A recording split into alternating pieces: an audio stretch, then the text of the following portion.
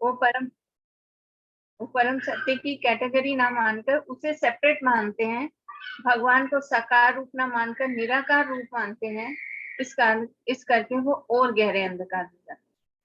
और मंत्र 13 में बताया गया कि संभूति की उपासना करने से एक अलग फल मिलता है, असंभूति की उपासना करने से अलग फल मिलता है।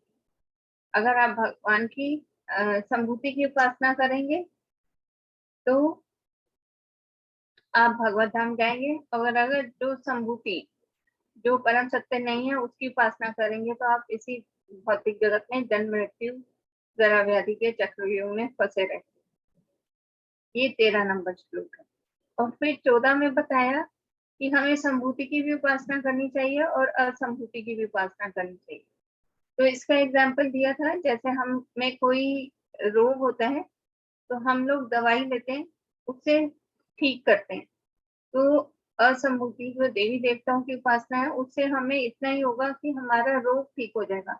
लेकिन अगर हमने अमर बनना है तो हमें क्या करना है, हमें भगवान संभूति की उपासना करनी है। तो भगवान की उपासना करने से हमें अमरत्व का वरदान मिलता है। वो कैसे?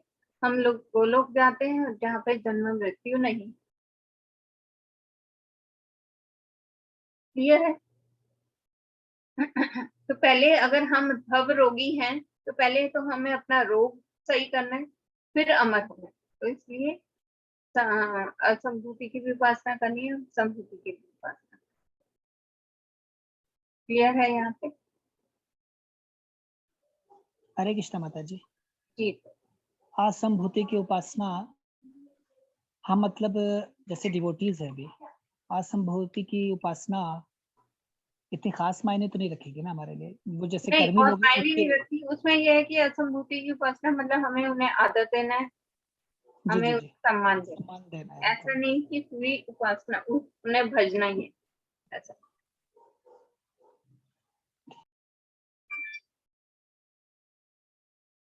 ठीक है, आगे चलें। मंत्र 15। अभी तक जो 14 तक के मंत्र थे वो हम लोग भक्ति करने का प्रयास कर रहे हैं। अब जो 15, 16, 17, 18 इसमें है कि हम प्रार्थना कर रहे हैं। ये वैसे तो चारों मंत्र बहुत इंपॉर्टेंट हैं और अच्छे हैं कि हमें नहीं पता कि जब हम भगवान के सामने खड़े होते हैं तो हमें उससे प्रार्थना कैसे करनी है, लेकिन ये मंत्र हमें बताते हैं कि हमें भगवान से कैसे प्रार्थना करनी है। तो पहले के 2 मंत्र जो हैं 15 और 16, इसमें होता है कि हम लोग प्रार्थना कर रहे हैं कि आप अपने दर्शन दीजिए। 15 में है अपने मुख कमल के दर्शन दीजिए। फिर आगे भक्त प्रार्थना करता है 16 में कि अपने पूरे स्वरूप के दर्शन दीजिए। फिर 17 में कहते हैं कि आपकी उपासना कैसे करें, ये बताइए। तो 17, 18 में उपासना के लिए कि आपकी उपासना कैसे करें, 15 में मुख कमल के दर्शन कैसे करें, और 16 में पूरे स्वरूप के दर्शन। ठीक है, तो 15 से चलते हैं, जहाँ पे भक्त क्या कह रहे हैं कि आप जैसे सूर्य देवता की जब बहुत किरणें प्रकाश बहुत होता है तो हम सूर्य को नहीं देख पाते, हमारी आंखें चुंधवा जाती, ऐसा होता है ना जब तेज धूप में हम सूर्य को देखने लगे। तो भगवान की बॉडी से इतना तेज निकल रहा है जिसे हम ब्रह्म ज्योति बोलते हैं, कहते इतना तेज निकल रहा है कि भक्त की आंखें चुंधवा रही हैं और वो भगवान से प्रार्थना कर रहे हैं कि अपना ये तेज हटा दो जिससे मैं आपके मुख कमल के दर्शन कर सकूं। ऐसा वो 15 में भक्त प्रार्थना कर। मंत्र हिरण्मयेन पात्रेण सत्यस्यापि हितं मुखं तत्त्वं पूषन् पावृणु सत्य धर्माय दृष्टये। अनुवाद: हे भगवान, हे समस्त जीवों के पालक, आपका असली मुखमंडल तो आपके चमचमाते तेज से ढका हुआ है। कृपया करके इस आवरण को हटा लीजिए और अपने शुद्ध भक्त को अपना दर्शन दीजिए। तो इसके हमने शायद 2 पैराग्राफ कर लिए थे, तो कहें तो क्विक उसे कर लें जिनका मिस हुआ है। हरे कृष्ण माता जी। हाँ तेजस्वन दास। जी प्रभु। हाँ हाँ माता जी, कल हम लोगों ने वो ले रहे थे हम 14 तो हमने ले लिया था, 15 हमने नहीं लिया था क्योंकि कल किसी भक्त के यहाँ पे जाना था। वो मैं भी, साधु सेवा प्रभु भी, हम सब तीनों वहीं गए थे, रामे के प्रभु भी। हमने कल नहीं लिया था 15, तो अगर ले लेंगे तो अच्छा हो जाएगा माता जी। शुरू से कर लेंगे। तात्पर्य इस पहले पैराग्राफ में पोषण के बारे में बताया गया कि भगवत गीता 14.27 में अपने साकार स्वरूप के दीप्यमान तेज ब्रह्म ज्योति का वर्णन भगवान इस प्रकार करते हैं। ब्रह्मणो हि प्रतिष्ठा हम अमृतस्य अव्ययस्य च शाश्वतस्य च धर्मस्य सुखस्यैकांतिकस्य च। मैं उस निराकार ब्रह्म का आधार हूँ जो अमर, अविनाशी तथा शाश्वत है और जो परम सुख का स्वाभाविक पद है। तो यहाँ पे क्या कह रहे हैं कि ब्रह्म का भी उद्गम मेरे से है, वो मेरे पर आधारित है। ब्रह्म और परमात्मा भगवान पे आधारित। लेकिन जो हमने 12वें श्लोक में बोला था कि जो ये कहते हैं कि जो ब्रह्म के उपासक हैं, एक तो वो भगवान को निराकार मानते हैं और वो भगवान पे आश्रित नहीं मानते, इंडिपेंडेंट मानते हैं, तो ये अपराध कर बैठते हैं, वो भगवान के प्रति अपराध कर बैठते हैं, तो इसलिए वो नरकगामी होते हैं। ब्रह्म, परमात्मा तथा भगवान एक ही परम सत्य के 3 पहलू हैं। ब्रह्म ऐसा पहलू है जो आरंभ करता व्यक्ति के लिए सहज गम्य है। यहाँ पे पूरा बता रहे हैं ना कि ब्रह्म ब्रह्मेति के भी आधार भगवान है और परमात्मा के भी आधार भगवान है। परमात्मा स्वरूप उनके द्वारा अनुभव गम्य होता है और इन्होंने और आगे प्रगति कर ली है और भगवान साक्षात्कार को परम सत्य की चरम अनुभूति है। तो टॉप मोस्ट रियलाइजेशन क्या है? भगवान का साक्षात्कार करना। इसकी पुष्टि भगवत गीता 7.7 में की गई है, जहाँ पर भगवान कृष्ण यह कहते हैं कि वे परम सत्य के चरम धारणा है, मथा परतरम न अन्य। अतः कृष्ण ब्रह्म ज्योति एवं सर्वव्यापी परमात्मा दोनों के सूत्र हैं।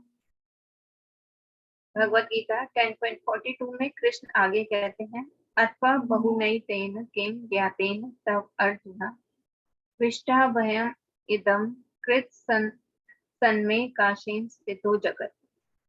लेकिन हे अर्जुन, इस सारे विशद ज्ञान की क्या आवश्यकता है? मैं अपने एक अंश मात्र से इस समग्र ब्रह्मांड में व्याप्त होकर इसको धारण करता हूँ।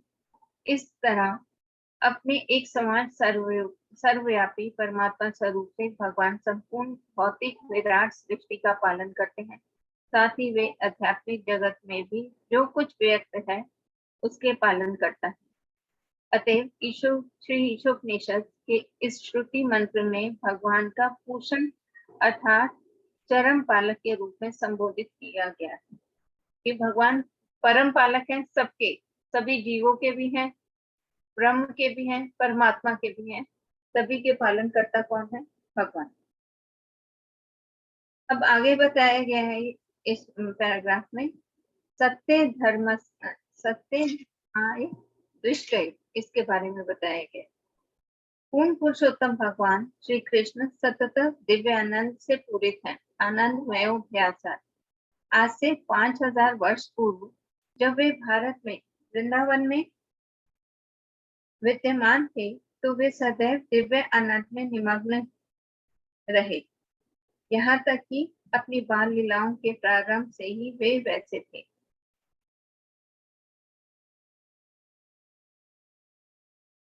अकह, बकह, पूतना तथा प्रलम जैसे अनेक असुरों का वध उनके लिए आनंददायक क्रीड़ा थी। तो क्या बताया कि भगवान क्या है? आनंदमय अभ्यास, हमेशा आनंदित रहते हैं, वो कभी दुखी नहीं होते। इसकी एक एग्जाम्पल बताया था कि प्रभुपाद के एक डिसाइपल ने एक पेंटिंग बनाई, जिसमें उन्होंने कृष्ण की कैसे बनाई थी? भगवान ने अपना सिर पकड़ रखा। तो प्रभुपाद ने कहा कि ये कैसा है? तो भगवान कभी परेशान नहीं होते, भगवान कभी दुखी नहीं होते, ये हमेशा आनंदित रहते हैं। तो आपने ये पेंटिंग कैसे बनाई? ये बिल्कुल बेकार है। तो प्रभुपाद ने उनकी पेंटिंग को बिल्कुल खंडित कर दिया। और जो वो जिस भक्त ने बनाया था तो उनका वो बहुत दुखी हुए कि इतने प्रेम से मैंने पेंटिंग बनाई और प्रभुपाद ने क्रॉस कर दिया। तो उनके मन के भाव देखकर प्रभुपाद ने बोला कि चलो ठीक है, इस पेंटिंग को नाम दो कृष्णा हैज हेडेक, कि कृष्ण का सिर दर्द हो रहा है। तो उसमें क्या था कि एक बार जब भगवान का सिर दर्द हो रहा था, नारद मुनि ने पूछा कि आपका सिर दर्द हो रहा है, तो कहते क्या उपाय है, मैं आपके लिए दवा ले आऊं। तो भगवान ने बोला कि मेरे सिर दर्द का एक ही उपाय है कि मेरे भक्त की चरण धूली ले आओ। तो वो तपस्वियों के पास गए, योगियों के पास गए, उनकी माता के पास, उनकी पत्नियों के पास, सबके पास गए नारद मुनि। सबने मना कर दिया कि हम कैसे अपनी चरण धूली भगवान को दे दें उनके सिर पे लगाने के लिए, तो इसका तो बहुत अपराध लगेगा, हमें नरक में जाना पड़ेगा, हमें यातनाएं सहनी पड़ेंगी। तो सबने मना कर दिया और एंड में गोपियों ने बोला कि हमारी चरण धूली ले जाओ, और अगर हमें नरक में भी जाना पड़ेगा तो कोई बात नहीं, भगवान का सिर दर्द तो ठीक हो जाएगा। तो जब ये सिर दर्द की थी तो प्रभुपाद ने बोला ठीक है, इस पेंटिंग का नाम तो कृष्णा हैज हेडेक। अदरवाइज भगवान का ऐसा नहीं है कि भगवान बीमार होते हैं या दुखी होते हैं, ये भगवान हमेशा आनंदित रहते हैं। और फिर आगे बताया कि जैसे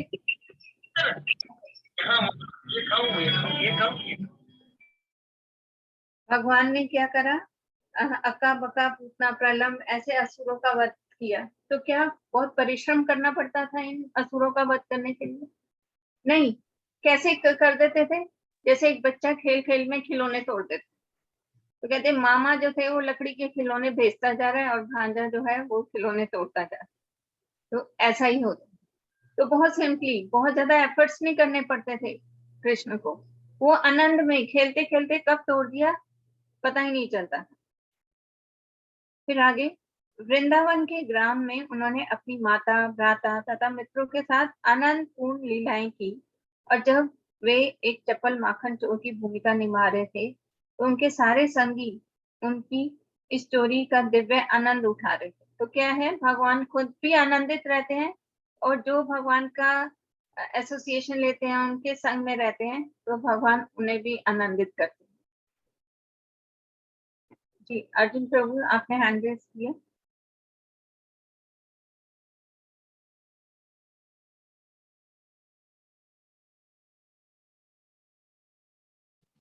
एक छोटा सा प्रश्न ये पूछ रहा था, वृंदावन में जैसे भगवान को कोई भगवान मानते नहीं है, और जब उनको हेडेक हो रहा है तो उस वक्त कोई भी उनको अपनी चरण धूलि देना स्वीकार नहीं कर रहा, ये सोच करके भगवान है, तो इसको हम कैसे समझे कि कृष्ण अपना प्रदर्शन नारद भगवान मुनि के रूप? सिर्फ वृंदावन नहीं गए थे, नारद मुनि हिमालय गए थे, योगियों के पास, तपस्वियों के पास, सिर्फ वृंदावन नहीं गए। एंड में वृंदावन आए, द्वारका गए थे उनकी पत्नियों के पास। ठीक है प्रभु।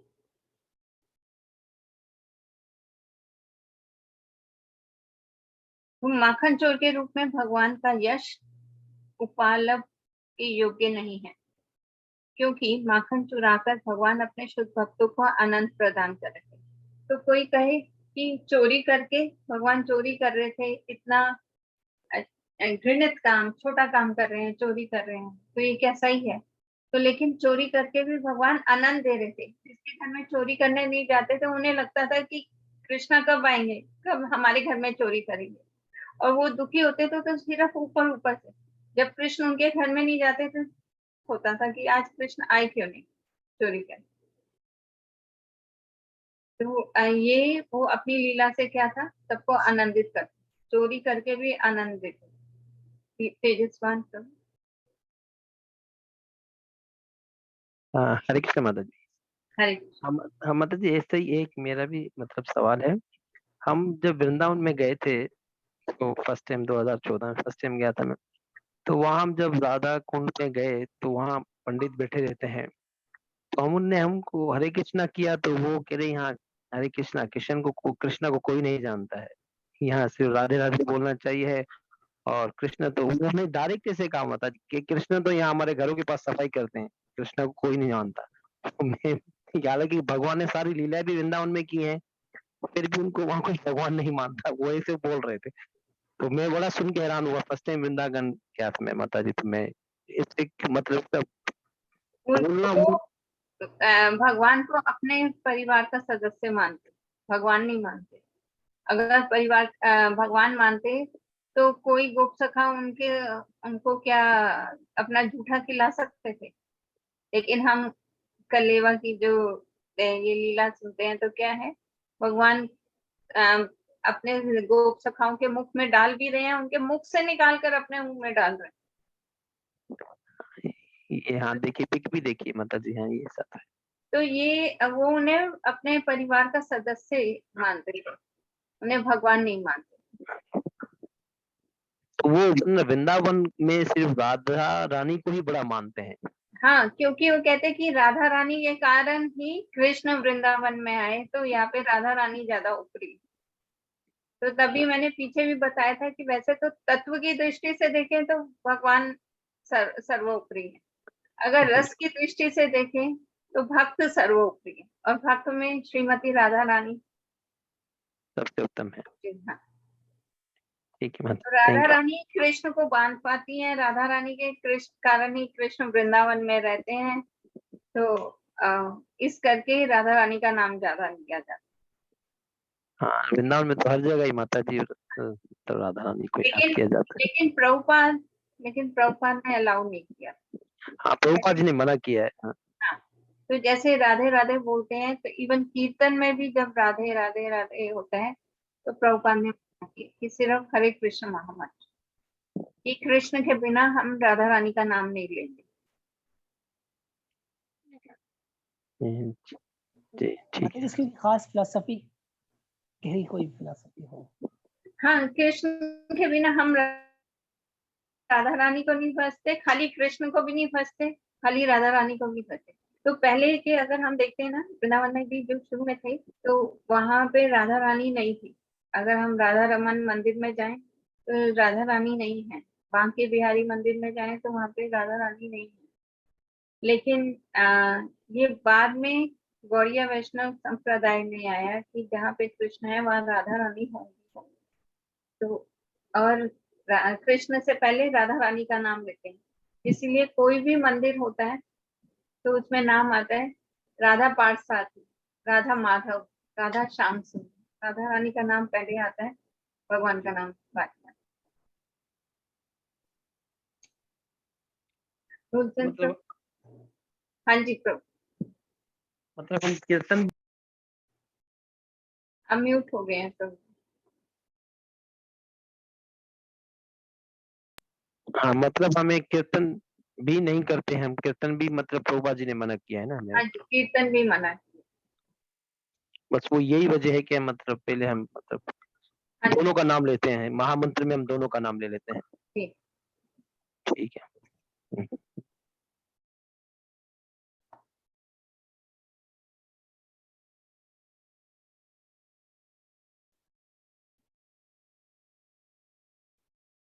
भगवान ने वृंदावन में जो कुछ भी किया वह सब उन्होंने अपने संगियों को आनंद प्रदान करने के लिए किया था। भगवान ने ये लीलाएं उन शुष्क मनोधर्मियों एवं तथाकथित हठ योग के उन कलाबाजों को आकृष्ट करने के लिए की जो परम सत्य की खोज करना चाहते हैं। तो प्रभुपाद क्या बता रहे हैं, एक एक गुस्से में कर रहे हैं कि भगवान ने ये लीलाएं किस लिए की थी, भक्तों को आनंद देने के लिए। और ये शुष्क मनोधर्मी क्या है, ज्ञानी लोग और हठ योग जो योगी लोग हैं, इनके लिए की कि जो परम सत्य को भगवान रूप में नहीं मानते, तो लीलाएं की थी जिससे ये लीलाएं सुनकर आकर्षित हो भगवान के लिए। अब कहते हैं कि नेक्स्ट पैराग्राफ में बताया कि भगवान को कौन जान सकता है। इसमें है कि भगवान तथा ग्वाल बालों के मध्य बालपन के खेल के विषय में सुखदेव गोस्वामी ने श्रीमद् भागवतम 10.12.11 में कहा है, इत्थं सतां ब्रह्म सुखानुभूत्या दास्यं गतानां परदेवतेन माया आश्रिता नाम नरतारकेण साकं विजुः कृत पुण्य पुण्य। ज्ञानियों द्वारा निराकार आनंद में ब्रह्म में अनुभव किए जाने वाले पूर्ण पुरुषोत्तम भगवान, जिनकी पूजा भक्तों के द्वारा परमेश्वर रूप में दास्य भाव में की जाती है और संसारी लोग जिन्हें सामान्य मनुष्य मानते हैं, वे उन ग्वाल बालों के साथ खेले जिन्होंने अनेक पुण्य कर्मों के संचय के फलस्वरूप यह पद प्राप्त किया। तो यहाँ पे क्या बताया गया कि किनके द्वारा भगवान पाए जाते हैं? पर देव तेना, भगवान सर्वोच्च व्यक्ति हैं और उन्हें कौन प्राप्त कर सकता है? कृत पुण्य पुंजा, जिन्होंने बहुत सारे पुण्य अर्जित कर लिए, जिन्होंने बहुत सारे पुण्य संचित किए हों, ऐसे कौन है? ग्वाल बाल। इनके संग वो भगवान कृष्ण को कैसे पा सके? अपने मित्र के। तो ये ग्वाल बालों ने बहुत पुण्य कर्म संचित किए थे, इकट्ठे कर लिए थे, जिसके कारण उन्हें क्या फल मिला? उन्हें भगवान का संग करने को मिला। इस प्रकार भगवान अपने आध्यात्मिक संगियों के साथ दिव्य शांत दास्य साखे वात्सल्य तथा माधुर्य संबंधों में प्रेम पूर्ण कार्यकलापों में सदैव रत रहते हैं। तो यहाँ बताया कि भगवान सिर्फ ब्रह्म और परमात्मा के ही पोषण नहीं करते, वे अपने भक्तों को 5 रसों में उनके साथ आदान प्रदान करते हैं। 5 रस कौन से हैं? दास्य,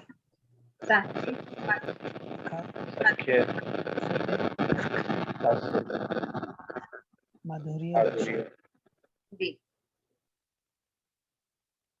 क्योंकि यह कहा जाता है कि भगवान कृष्ण कभी वृंदावन धाम छोड़ते नहीं, तो यह प्रश्न किया जा सकता है कि वे सृष्टि के संचालक का कार्य किस प्रकार संभालते हैं। का उत्तर भगवत गीता 13.14-18 में इस प्रकार दिया हुआ है। भगवान अपने पूर्ण अंश परमात्मा रूप द्वारा सारी भौतिक सृष्टि में व्याप्त रहते हैं। यद्यपि भगवान को व्यक्तिगत रूप में सृष्टि पालन तथा संहार से किसी प्रकार का सरोकार नहीं रहता, लेकिन वे इन सारे कार्यों को अपने पूर्ण विस्तार परमात्मा द्वारा कराते हैं। प्रत्येक जीव आत्मा कहलाता है। प्रमुख आत्मा जो इन सबको वश में रखते हैं, वे परमात्मा कहलाते हैं। तो भगवान क्या है? अनेक ब्रह्मांडों की सृष्टि करते हैं, उसमें पृथ्वी आदि बहुत सारी विभूतियां डालते हैं और खुद क्या करते हैं? खुद आराम से गोलोक में रहते हैं। वो वहां पे रह रहे हैं, यहाँ पे इतने सारे ब्रह्मांड की सृष्टि करती, इसमें बहुत सारी विभूतियां भी डाल दी, उनका भी निर्माण कर दिया, लेकिन खुद गोलोक में आराम से रह रहे, आनंद में रह रहे हैं।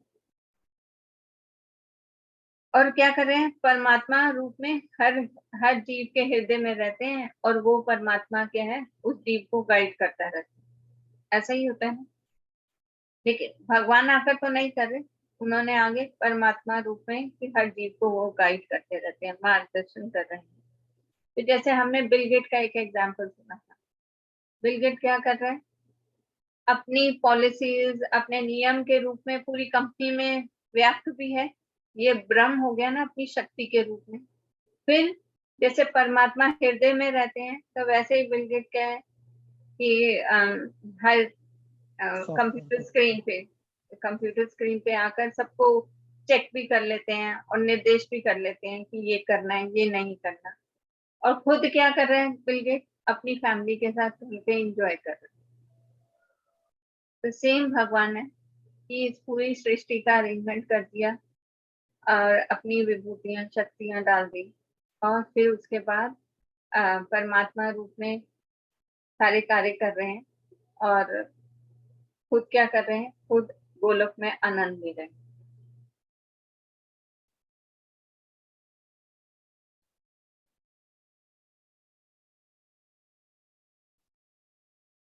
तो ऐसे ही भगवान ब्रह्म और परमात्मा रूप में का निर्माण इसलिए करते हैं जैसे कि जो जीव डायरेक्ट भगवान के संपर्क में नहीं आना चाहता, तो वो ज्योति में ही रहे, भगवान के ब्रह्म रूप में ही रहे, लेकिन इनडायरेक्टली भगवान के साथ टच में तो रहे। वो डायरेक्ट भगवान का नहीं वो कर रहा, तो कोई सूर्य को नहीं देख पा रहा, लेकिन जब सूर्य से प्रकाश निकल रहा है, किरणें निकल रही हैं, तो उन्हें महसूस तो कर पाएगा।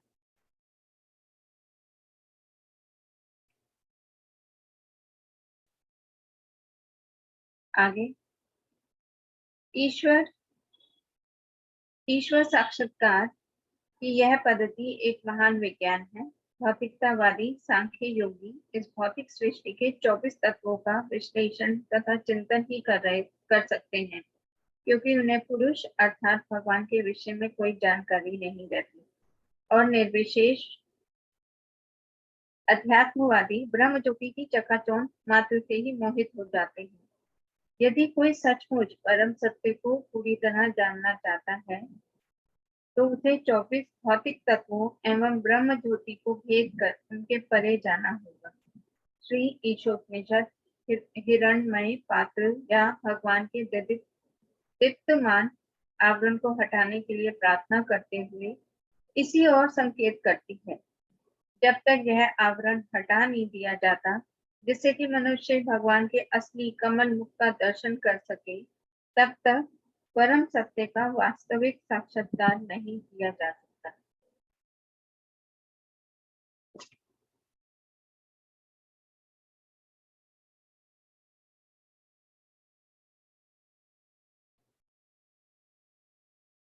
तो यहाँ पे श्रील प्रभुपाद क्या बता रहे हैं कि कई भगवान का डायरेक्ट भगवान साक्षात्कार नहीं करना चाहते, तो उनके लिए ब्रह्म और परमात्मा है कि वो उसी में उलझे रहे। और अगर कोई भगवान साक्षात्कार करना चाहता है, तो उन्हें क्या है, भगवान का दर्शन करने के लिए क्या करना पड़ेगा, कर्टन हटाना पड़ेगा। तो वो कर्टन क्या है, उन्हें प्रार्थना करनी पड़ेगी कि हिरण्मयेन पात्रेन, अपना ये तेज हटाइए जिससे मैं आपका मुख कमल देख सकूं। हमें ये भेदना होगा, ये ब्रह्म ज्योति का जो तेज है, ये हमें भेदना होगा, और तभी हम लोग अब भगवान के दर्शन कर सकते हैं।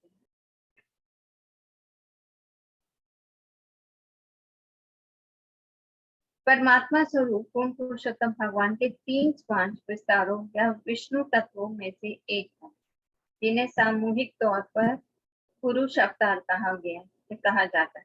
इन विष्णु तत्वों में से एक, जो कि ब्रह्मांड के भीतर स्थित है, शिरोदक्षाई विष्णु के नाम से जाने जाते हैं। ये 3 प्रमुख देवों ब्रह्मा, विष्णु तथा शिव में विष्णु हैं, और प्रत्येक जीव में सर्वव्यापी परमात्मा है। ब्रह्मांड के दूसरे विष्णु तत्व गर्भोदक्षाई विष्णु समस्त जीवों के भीतर का सामूहिक परमात्मा है। इन दोनों के आगे कर्णोदक्षाई विष्णु हैं, जो कारण सागर में शयन करते हैं। वे समस्त ब्रह्मांडों के सृष्टा हैं। योग पद्धति गंभीर जिज्ञासु को विराट सृष्टि के 24 तत्वों को लांघ कर विष्णु तत्व से भेंट करने की शिक्षा देती है। ज्ञान योग के अभ्यास से शेष ब्रह्म ज्योति की अनुभूति करने में सहायता मिलती है, जो भगवान श्री कृष्ण के दिव्य शरीर का दीप्यमान तेज है। ब्रह्म ज्योति कृष्ण का तेज है। इसकी पुष्टि भगवद गीता 14.27 तथा ब्रह्म संहिता 5.14 दोनों में की गई है। यस्य प्रभा प्रभवतो जगदंड कोटि कोटिश विशेष वसु भाति विभूति भिन्नम तद्ब्रह्म निष्कलम अंतमशेष भूतम गोविंदमादि पुरुषम त्वं हम भजामि।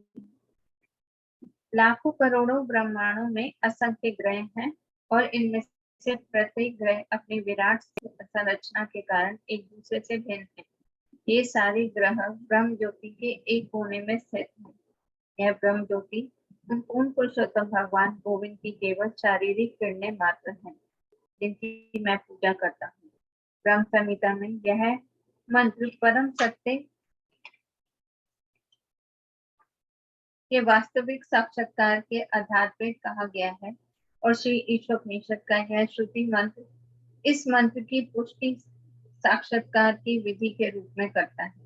यह श्री ईशोपनिषद मंत्र तो भगवान से की गई एक विनीत प्रार्थना है कि वे ब्रह्म ज्योति के तेज को हटा दें, जिससे उनके वास्तविक मुख का दर्शन किया जा सके। इस ब्रह्म ज्योति का तेज का वर्णन मुंडक उपनिषद 2.2.10-12 के इन कुछ मंत्रों में विस्तार पूर्वक किया गया है। हिरण्मयी परे कोशे विरजम ब्रह्म निष्कलम तुच्छम ज्योति श्याम ज्योति सद्यताम विदो विदु न तत्र सूर्य भाति न चंद्र तारकम नेम सुतो भांति कुतो अयावन्नी त्वमेव भान्तम् अनुभाति सर्वं तस्य भासा सर्वम् इदं विभाति ब्रह्मैवेदम् अमृतं पुस्ताद् ब्रह्म पश्चात् ब्रह्म दक्षिणः च उत्तरेण अद्य चोद्ध्रुवं च प्रसिद्धं ब्रह्मैवेद विश्वम् इदं वरिष्ठम्। भौतिक आवरण के उस पार आध्यात्मिक क्षेत्र में अनंत ब्रह्म ज्योति है जो भौतिक कल्मष से सर्वथा रहित है। उस तेजस्वी श्वेत प्रकाश को अध्यात्म वेता सब प्रकाशों में सर्वोत्तम प्रकाश के रूप में जानते हैं। उस क्षेत्र में प्रकाश के लिए सूर्य, चंद्र, अग्नि या विद्युत की आवश्यकता नहीं होती। निस्संदेह भौतिक जगत में जो भी प्रकाश हमें देखने को मिलता है वह उसी सर्वोपरि प्रकाश का परावर्तन मात्र है। वह ब्रह्म आगे भी है और पीछे भी है, उत्तर, दक्षिण, पूर्व और पश्चिम में भी है एवं ऊपर तथा नीचे भी है। दूसरे शब्दों में वह सर्वोपरि ब्रह्म ज्योति भौतिक जगत एवं आध्यात्मिक जगत के में सर्वत्र व्याप्त है। तो क्या है, सूर्य का प्रकाश कहाँ से आ रहा है? ब्रह्म ज्योति से। चंद्रमा का प्रकाश कहाँ से आ रहा है? ब्रह्म ज्योति से। तो ये सारे सूर्य का प्रकाश, चंद्रमा का प्रकाश क्या है? ये ब्रह्म ज्योति के बराबर ही है, ब्रह्म के बारे में। जैसे हम सूर्य को 3 पार्ट्स में करते हैं ना, कि उनकी किरणें, उनका प्रकाश, सूर्य का गोला और सूर्य के देह। तो ऐसे ही जो सूर्य का प्रकाश है वो क्या है? ब्रह्म। पूर्ण ज्ञान का अर्थ है कृष्ण को ब्रह्म ज्योति के मूल के रूप में जानना। यह ज्ञान श्रीमद् भागवत जैसे शास्त्रों में प्राप्त किया जा सकता है जहाँ कृष्ण विज्ञान या विशद विवेचन हुआ है। श्रीमद् भागवत में इसके रचयिता श्री व्यासदेव ने स्थापित किया है कि प्रत्येक व्यक्ति भगवान की अपनी अपनी अनुभूति के अनुसार परम सत्य का वर्णन ब्रह्म, परमात्मा या भगवान के रूप में करता है। श्री व्यासदेव यह कभी नहीं कहते कि परम सत्य एक सामान्य जीव है। जीव को कभी भी सर्वशक्तिमान परम सत्य नहीं मानना चाहिए। यदि जीव ऐसा होता तो फिर उसे भगवान से यह प्रार्थना करने की आवश्यकता न पड़ती कि वे अपना हृदयमान आवरण हटा लें, जिससे जीव उनके वास्तविक कमल मुख का दर्शन कर सके। तो क्या बताया यह कि जीव सर्वशक्तिमान नहीं है। अगर जीव सर्वशक्तिमान होता तो वो प्रार्थना नहीं करता, उसमें सब शक्ति नहीं, उसे अगर वो सर्वशक्तिमान होता तो उसे प्रार्थना करने की क्या जरूरत है। और लेकिन यहाँ पे जीव क्या प्रार्थना कर रहा है कि अपना हिरणमय पात्रे न, अपना ये तेज हटाइए और अपने मुख कमल के दर्शन दीजिए।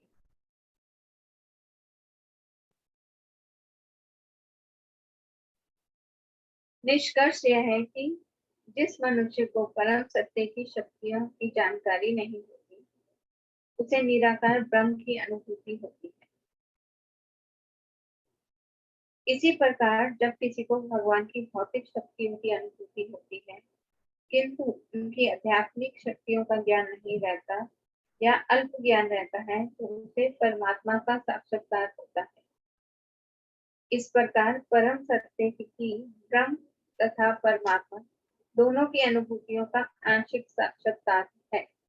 किंतु जब कोई हिरणमय पात्र का हटने के पश्चात पूर्ण पुरुषोत्तम भगवान श्री कृष्ण का पूर्ण शक्ति के साथ साक्षात्कार करता है तो उसे वासुदेवः सर्वम इति अर्थात मूल भगवान श्री कृष्ण जो वासुदेव के रूप में जाने जाते हैं वे सब कुछ हैं, ब्रह्म, परमात्मा तथा भगवान। वे भगवान मूल के समान हैं और ब्रह्म तथा परमात्मा उनकी शाखाएं। यह है वदंती तत्वदम इदम वदंती तत्वविदत् तत्त्वं यत् ज्ञानम अव्ययम् ब्रह्मेति परमात्मेति भगवान इति शब्द। जीव का क्या है? जीव से तत्व जिज्ञासा, जीव को जिज्ञासा करनी है, लेकिन वो किस लेवल की जिज्ञासा करता है? वो ब्रह्म तक पहुंचता है या परमात्मा तक या साक्षात भगवान तक? ये उसकी जितनी वो जिज्ञासा करता है, जिस लेवल की, वहां तक वो पहुंच सकता है। भगवद गीता 6.47 में 3 प्रकार के अध्यात्मवादियों की तुलना विवेचन किया गया है। ये हैं निराकार ब्रह्म के उपासक ज्ञानी, परमात्मा स्वरूप के उपासक योगी तथा भगवान श्री कृष्ण के भक्त। वहां कहा गया है कि जो ज्ञानी है, अर्थात जिन्होंने वैदिक ज्ञान का अनुशीलन किया है, वे सामान्य सकाम कर्मियों से बेहतर हैं, लेकिन योगी इनसे भी बेहतर हैं।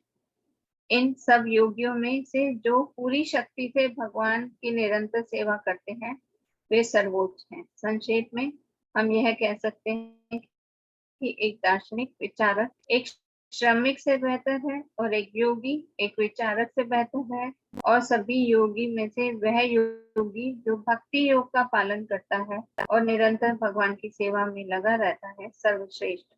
श्री ईशोपनिषद हमें इसी पूर्णता का पथ दर्शाती है। तो कौन से श्लोक हैं वो?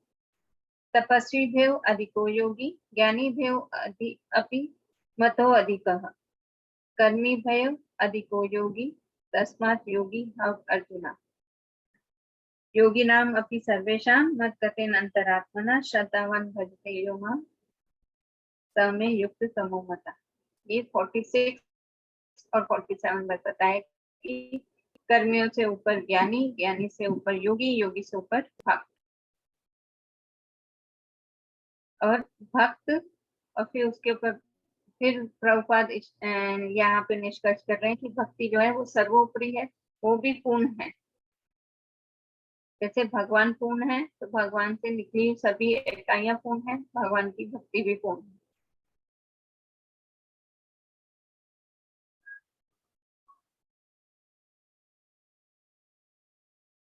क्लियर है? मंत्र 15 कि भक्त प्रार्थना कर रहे हैं भगवान से कि अपने चेहरे से यह तेज हटाइए, जिससे मैं आपके मुख कमल के दर्शन कर सकूं। हरे कृष्णा माता जी। जी प्रभु। अभी ने माता जी किसी मैयत में आया था, उन्हीं के घर ये क्लास कर रहा हूँ। तो वो मेरे को बताया था कि हम रस कर रहे हैं श्रीमद् भगवद गीता के 6 अध्याय का। तो वो बता रहे कि हमको ये सिखाया कि ध्यान कैसा करना चाहिए और कैसे करना। तो मैंने उसी से एक ही बस प्रश्न पूछा था कि योग का मतलब बताया। योग का मतलब तो मैंने बताया, सिर्फ ध्यान लगाना, और हमें कुछ सूत्र दिए हैं और वो किसी को बताने के नहीं है। फिर मैंने उसको बताया हम लोग भी भक्ति शास्त्री कोर्स कर रहे हैं, और वो ऐसा कोर्स है वो सबको बताने का भी है। और हालांकि हम लोग इतने साल से शास्त्र पढ़ रहे हैं लेकिन उसको समझ नहीं पाए, लेकिन ये अभी भक्ति शास्त्री जो कोर्स कर रहे हैं ना, उससे हमें पता चल रहा है कि शास्त्र क्या है, वेद क्या है, उसको समझना, और भगवान क्या है, परमात्मा क्या है। तो फिर वो बाद में ये कहने लगा मैं भी पार्टिसिपेट करवा दूँ। अभी तो वो समय निकल चुका है, क्लासेस चल रहा है। तो यहाँ पे पाकिस्तान में भी ऐसे कुछ लोग हैं, डिग्री के अंदर है, कोई इसका नाम बताया जाए, मुझे बड़ा किशोर महाराज है, तो वो सिखा रहे हैं। तो ऐसे भी लोग हैं माता जी यहाँ पे कि सिखा रहे हैं। खास तौर से 6 अध्याय को यहाँ पे बहुत से लोग हैं ना, ज्यादा अहमियत देते हैं योगा के हिसाब। हरे कृष्णा। हाँ जी, मुझे लास्ट का आपका समझ नहीं आया, आपने क्या बोला? लास्ट में ये क्या है, पाकिस्तान में काफी बहुत से ऐसे लोग हैं कि माता जी के 6 अध्याय को ज्यादा अहमियत देते हैं और योगा करने शुरू हो जाते हैं, ध्यान लगाना शुरू हो जाते हैं। वो मेरे को ये बता रहा था कि हमको कुछ सूत्र दिए, 18 सूत्र, उसको याद करने के लिए कहा है, लेकिन वो हम किसी को बता नहीं सकते। फिर मैंने उसको कहा हम भी भक्ति शास्त्री कोर्स कर रहे हैं, लेकिन वो सबको बताने के लिए कर रहे हैं, अपने तक रखने के लिए नहीं कर रहे हैं। तो फिर वो कहने लगे मुझे भी ये सिखा दो। मेरे को भी पार्टिसिपेट करूँ। मैं अभी तो समय निकल चुका है, लास्ट चल रहा है अभी हमारा। तो यहाँ पे ऐसे लोग हैं माता जी के, यहाँ पे भक्ति छठे अध्याय पे ज्यादा ही जोर देते हैं लोग। हालांकि माता जी मैंने ये छठा अध्याय बहुत बार पढ़ा, मेरे को कभी समझ में नहीं आया था। मैं यही सोचता था कि भगवान ने छठा अध्याय बोला ही क्यों है। भाई और ये कलयुग में ये लोग तो कर नहीं सकते भक्ति। जब मैंने श्रील प्रभुपाद महाराज की ये यथारूप भगवद गीता पढ़ी छठा अध्याय तात्पर्य के साथ, तब मेरे को जाके समझ में आया थोड़ा बहुत। हरे जी कृष्णा। जी। ठीक है, हम लोग आगे चलें जी माता जी। मंत्र 16 पे। अब यहाँ पे भक्त प्रार्थना कर रहे हैं। पहले 15 में प्रार्थना करी कि हिरण्मय पात्रेन अपना तेज हटाइए जिससे आपके मुख कमल के दर्शन कर सकूं। अब इस मंत्र में भी भक्त प्रार्थना कर रहे हैं कि आपके पूरे स्वरूप का दर्शन कर सकूं। सिर्फ मुख का दर्शन नहीं करना, पूरे स्वरूप का दर्शन करना। भूषण एकाक्षयजं सूर्य प्राजापत्या व्यूहुरश्मिन् समूहा तेजो यत्ते रूपं कल्याणतमं तत्ते पश्यामि युवसा वसो पुरुषा सोऽहमस्मि।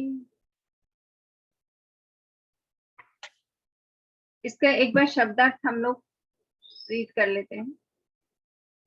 भूषण ये पालक, एकाक्षया आदि विचारक, यम नियामक सिद्धांत, सूर्य सूर्या महाभागवतों के लक्ष्य, प्राजापत्या प्रजापतियों मानव जाति के जनक, ये शुभ चिंतक, व्यूह कृपया हटा दे, रश्मि किरणें, समूह कृपया वापस ले ले, खींच ले, तेजः तेज, यत् जिससे, ते आपका, रूपम स्वरूप, कल्याणतम सर्वाधिक कल्याणकारी, तत् वह, ते आपका, पश्यामि मैं देख सकूं, यह जो है, असौ सूर्य के समान, असौ वह, पुरुषा परम पुरुष भगवान, सह वह मैं, अहम मैं, अस्मि हूँ। अनुवाद तथा तात्पर्य श्रील प्रभुपाद द्वारा। श्रील प्रभुपाद की जय। जय। यहाँ पे भक्त कह रहे हैं थोड़ा थोड़ा कि मैं क्या हूँ, आपके जैसा हूँ गुणात्मक दृष्टि से, लेकिन मात्रा की दृष्टि से अलग। गुण तो सेम ही है ना, जीव और भगवान। अनुवाद। हे भगवान, हे आदि विचारक, हे ब्रह्मांड के पालक, हे नियामक, शुद्ध भक्तों के लक्ष्य, मानव जातियों के प्रजापतियों के शुभ चिंतक, कृपया करके आप अपनी दिव्य किरणों के तेज को हटा लें जिससे मैं आपके आनंदमय स्वरूप का दर्शन कर सकूं। जिस प्रकार सूर्य और सूर्य की किरणें होती हैं, उसी प्रकार आप परमेश्वर हैं और मैं एक तुच्छ जीव हूँ। एक एक सैंडविच फॉर्मूला होता है, उसमें क्या होता है, आप पहले किसी को ग्लोरीफाई करेंगे, फिर प्रार्थना करेंगे और फिर ग्लोरीफाई करेंगे। तो सैंडविच में ऐसे ही होता है ना, एक ऊपर ब्रेड, बीच में एक स्टफिंग मटेरियल, फिर नीचे ब्रेड। तो जब भी हम प्रार्थना करने जाएं भगवान से, तो हमें सबसे पहले उन्हें ग्लोरीफाई करना चाहिए, उनका गुणगान करना चाहिए। तो यहाँ पे भक्त कैसे प्रार्थना कर रहे हैं, हे भगवान, हे आदि विचारक, हे ब्रह्मांड के पालक, हे नियामक, हे शुद्ध भक्तों के लक्ष्य, हे प्रजापतियों के भी शुभ। पहले उन्हें सिर्फ ग्लोरीफाई कर रहे हैं और फिर उनसे प्रार्थना कर रहे हैं, अपने तेज को हटाइए जिससे मैं आपके स्वरूप के दर्शन कर सकूं। और फिर कैसे कह रहे हैं, जैसे सूर्य और सूर्य के प्रकाश सेम है, वैसे ही आप और मैं सेम, एक जैसा।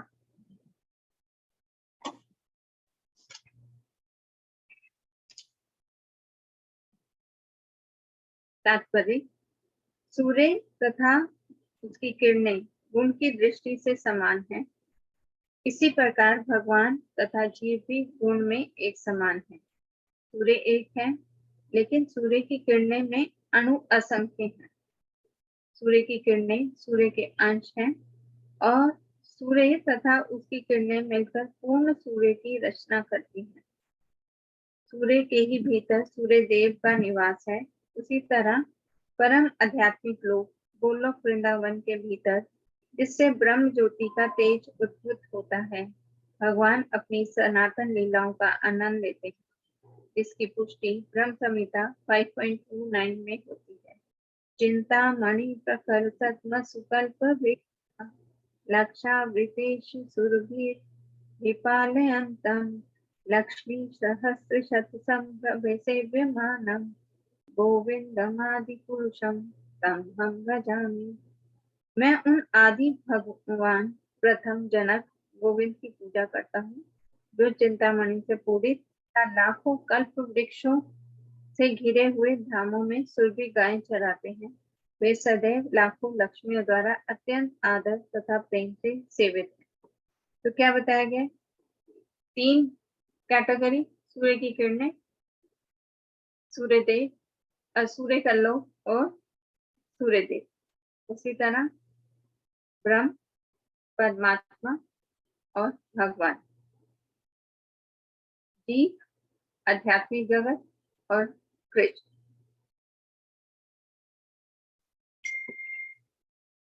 ब्रह्म जो भगवान की शक्ति है, तो वो जीव उसमें आ गए।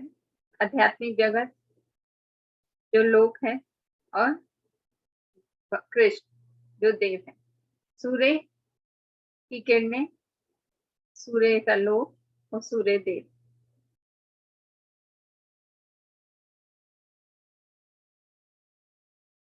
जीव, सूर्य की किरणें,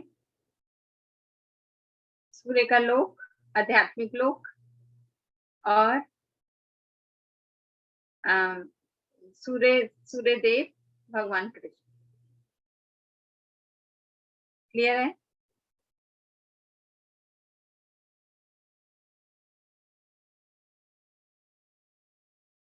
ब्रह्म ज्योति का वर्णन भी ब्रह्म संहिता में मिलता है, जहाँ यह कहा गया है कि परम अध्यात्म गोलोक वृंदावन से निकलने वाले ब्रह्म ज्योति की किरणें सूर्य लोक से निकलने वाली सूर्य की किरणें की तरह होती है। जब तक कोई ब्रह्म ज्योति की चकाचौंध को पार नहीं कर लेता, तब तक उसे भगवान के धाम की कोई जानकारी प्राप्त नहीं हो पाती। निर्विशेषवादी दार्शनिक ब्रह्म ज्योति की जगमगाहट से अंधे होकर ना तो भगवान के वास्तविक धाम की, ना ही उनके दिव्य स्वरूप की अनुभूति कर पाते हैं। ऐसे निर्विशेषवादी अपने अल्प ज्ञान के कारण भगवान कृष्ण के परम आनंद में दिव्य स्वरूप को समझ नहीं पाते। अतः श्री ईशोपनिषद की इस प्रार्थना में भगवान से याचना की गई है कि वे ब्रह्म ज्योति की तेजोमय किरणें हटा लें, जिससे कि शुद्ध भक्त उनके परम आनंदमय दिव्य स्वरूप का दर्शन कर सके। क्लियर है ये सारा पैराग्राफ? निर्विशेष ब्रह्म ज्योति की अनुभूति होने से मनुष्य को भगवान के कल्याणकारी स्वरूप का अनुभव होता है, और परमात्मा की अथवा भगवान के सर्वव्यापक गुण की अनुभूति होने से उसे इससे भी अधिक कल्याणकारी अनुभव होता है। लेकिन साक्षात भगवान से आमने सामने भेंट करके भक्त को भगवान के सर्वाधिक कल्याण स्वरूप की अनुभूति होती है, क्योंकि उन्हें आदि विचारक तथा ब्रह्मांड के पालक एवं शुभ चिंतक के रूप में संबोधित किया गया है। अतः परम सत्य निराकार नहीं हो सकता। यह श्री ईशोपनिषद का निर्णय है।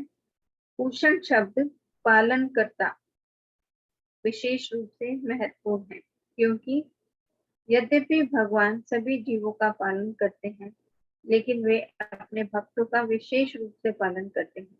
निर्विशेष ब्रह्म ज्योति को पार कर लेने और भगवान के परमात्मा स्वरूप का एवं उनके सर्वाधिक कल्याणकारी सनातन स्वरूप का दर्शन कर लेने के बाद भक्त को परम सत्य की पूर्ण रूपेण अनुभूति हो जाती है।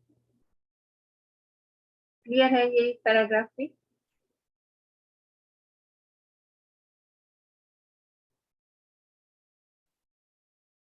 श्री जीव गोस्वामी अपनी पुस्तक भागवत संदर्भ में कहते हैं, पूर्ण पुरुषोत्तम भगवान में परम सत्य की पूर्ण अवधारणा की अनुभूति होती है, क्योंकि वे सर्वशक्तिमान हैं और समस्त दिव्य शक्तियों से युक्त हैं। चूंकि ब्रह्म ज्योति में परम सत्य की पूर्ण शक्ति की अनुभूति नहीं हो पाती, अतः ब्रह्म साक्षात्कार पूर्ण पुरुषोत्तम भगवान का केवल आंशिक साक्षात्कार है। ये बात समझ आ रही है? ब्रह्म ज्योति की अनुभूति से क्या है, पूरा जो है वो क्या है, इनकम्प्लीट है, तो आंशिक साक्षात्कार होता है, पूर्ण रूप से भगवान का साक्षात्कार नहीं हो पाता। हे विद्वान ऋषियों, भगवान शब्द के प्रथम अक्षर भ के दो अर्थ हैं।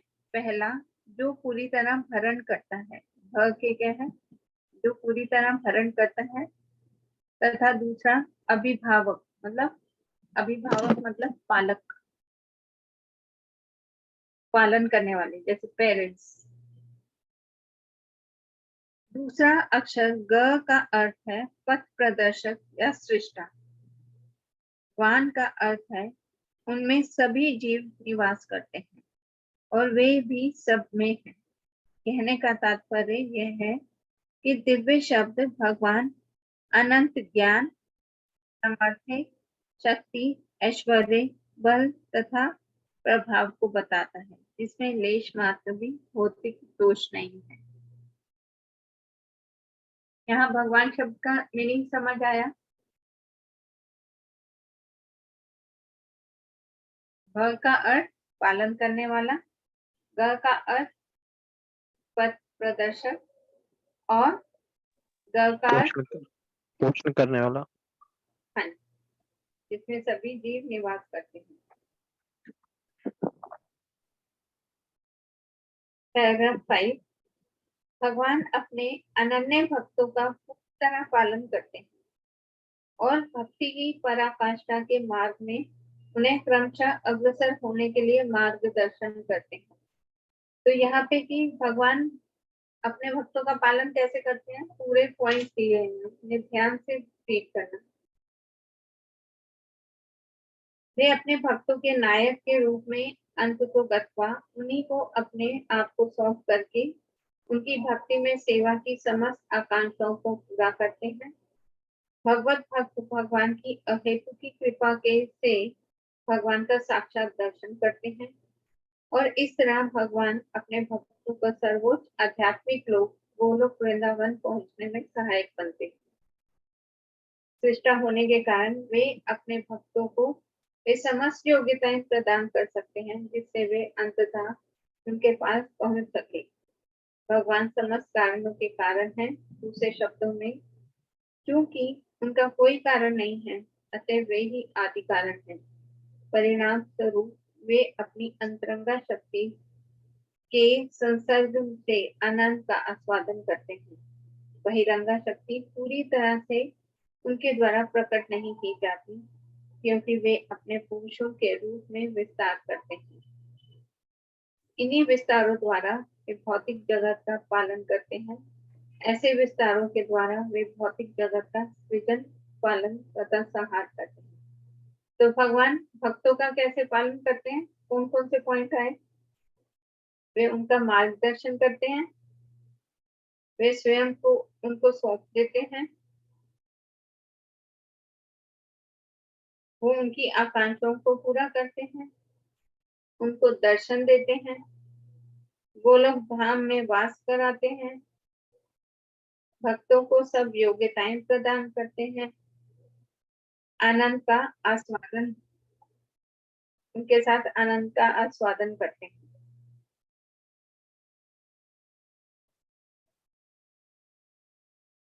और आगे अब भक्तों का कैसे पालन करते हैं?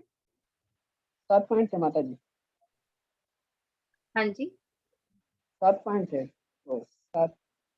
हाँ, 7 पॉइंट्स हैं। जी। ये भक्तों का पालन कैसे करते हैं उसके लिए 7 पॉइंट्स हैं। और बहिरंगा शक्ति में, भौतिक जगत में अभक्तों का पालन कैसे करते हैं उसके लिए क्या है कि वो भौतिक जगत का सृजन, पालन और संहार करते हैं। कैसे? अपने पुरुष अवतारों के द्वारा। पुरुष अवतार कौन से हैं?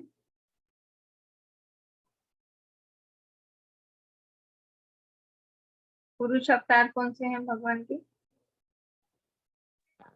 राम,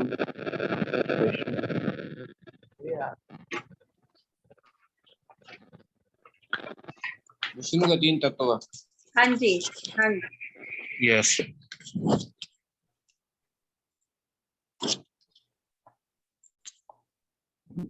कारण दीक्षा विष्णु, गर्भ दीक्षा विष्णु, क्षीर दीक्षा विष्णु। जी जी।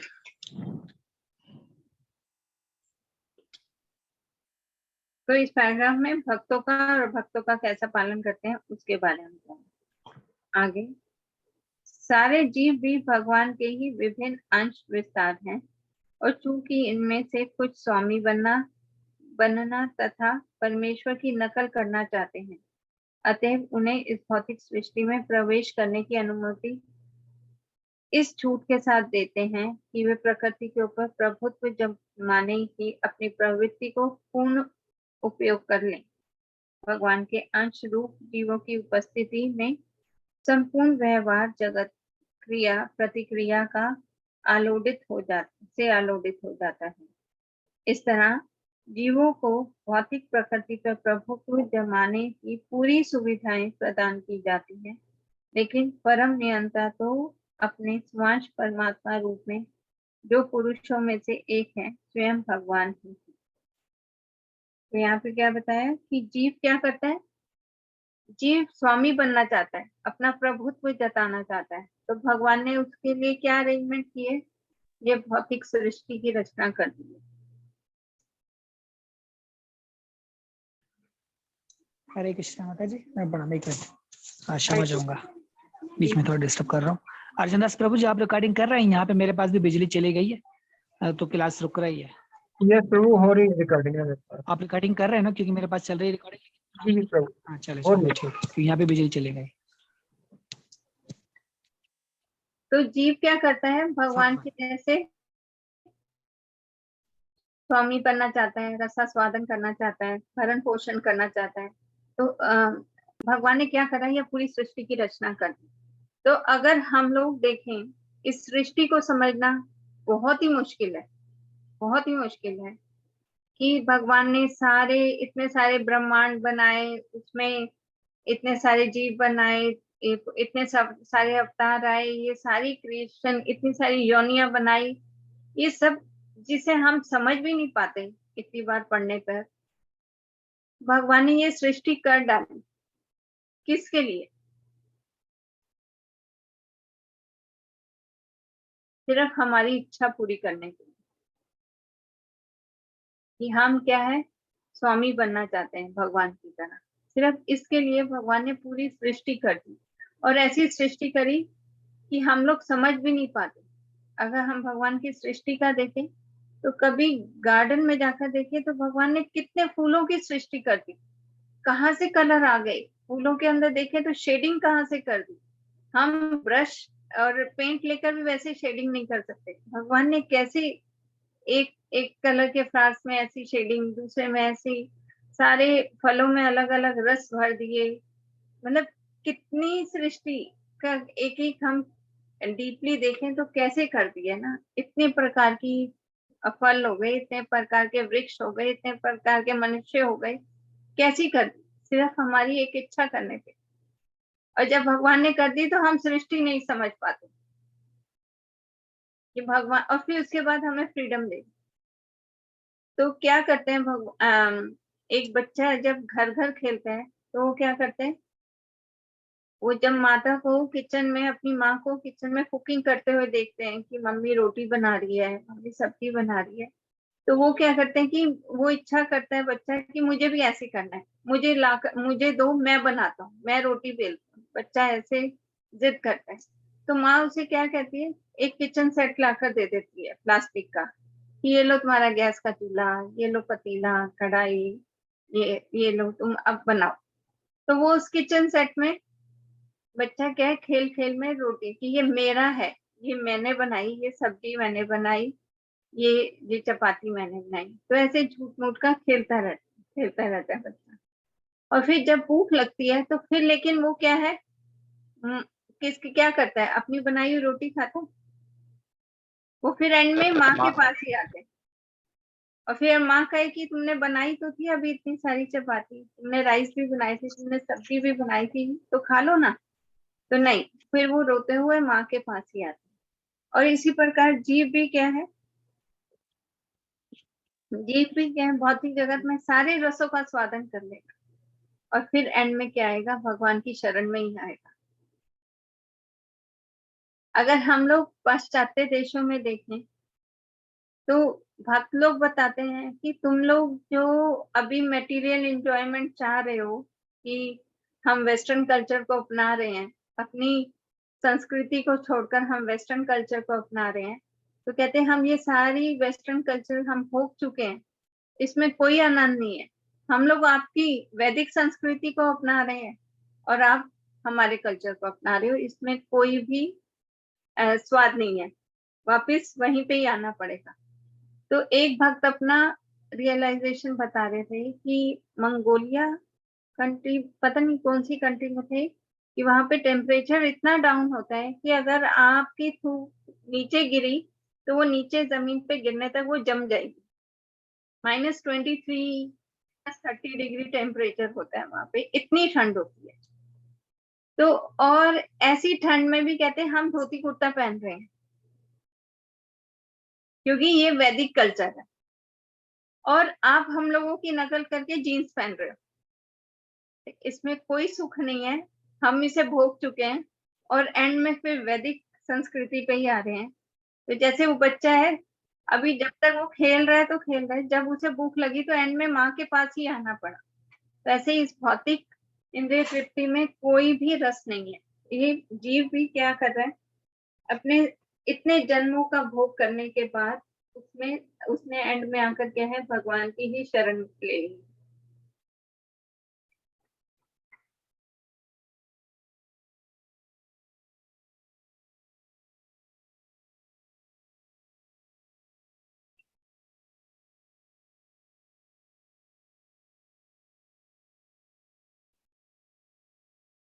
इस प्रकार जीव आत्मा तथा नियामक भगवान परमात्मा में जमीन आसमान का अंतर है। परमात्मा नियंता है और आत्मा नियंत्रित है, अतः वे विभिन्न स्तर पर हैं। क्योंकि परमात्मा आत्मा से पूर्ण सहयोग करते हैं, अतः वे जीव का चिर संगी माने जाते हैं। कैसे हैं, दो, हम एक वृक्ष पे दो पक्षी बैठे हैं, हम ये एग्जाम्पल सुनते हैं ना कि जीव, एक पक्षी क्या है, आत्मा, और दूसरा पक्षी परमात्मा।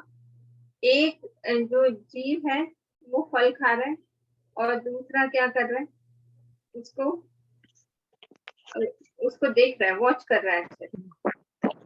तो ऐसे ही जीव अपने कार्यकलापों में कार्यकलाप कर रहे हैं, लेकिन परमात्मा उनके हर कार्यकलाप को नोट कर रहे हैं, पूरा रजिस्टर तैयार हो रहा है। और लेकिन कभी संग नहीं छोड़ते, परमात्मा कभी भी संग नहीं छोड़ते, वो पक्के चिर संगी माने जाते हैं। भगवान का सर्वव्यापी पहलू ब्रह्म कहा जाता है, जो सोने, जगने तथा संभावित क्रियात्मक स्थितियों में विद्यमान है तथा जिससे बद्ध एवं मुक्त जीव के रूप में जीव शक्ति उत्पन्न होती है। क्योंकि भगवान परमात्मा तथा ब्रह्म दोनों के ही मूल सूत्र हैं, अतः वे समस्त जीवों तथा अन्य जो कुछ विद्यमान है उन सबके सूत्र हैं। जो यह जान जाता है वह तुरंत भगवान की भक्तिमय सेवा में लग जाता है। यहाँ क्या बताया गया, यहाँ पे अहम सर्वस्य प्रभो मथा सर्वं प्रवर्तते इति मत्वा भजन्ते मां बुधा भाव समन्वित।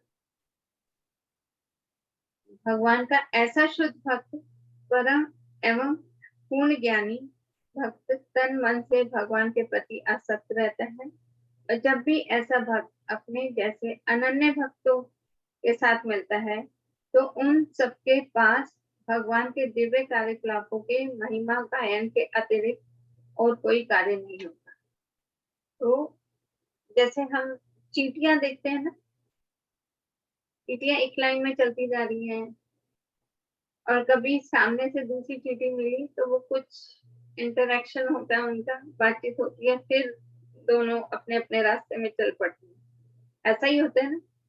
तो जीव भक्त लोग क्या करते हैं, अपने अपने कार्यकलापों में लगे हुए हैं, लेकिन जब आपस में मिलते हैं तो क्या है, दूधा भाव समन्विता।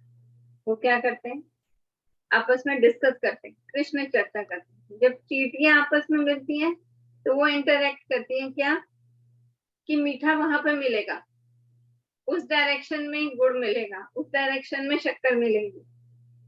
और जब भक्त लोग आपस में मिलते हैं तो वो कृष्ण चर्चा करते हैं, अरे इस चैप्टर में ये मिलेगा, ध्यान योग 6 चैप्टर में मिलेगा, भक्ति योग इस चैप्टर में मिलेगा, तो वो ऐसा चर्चा करते हैं।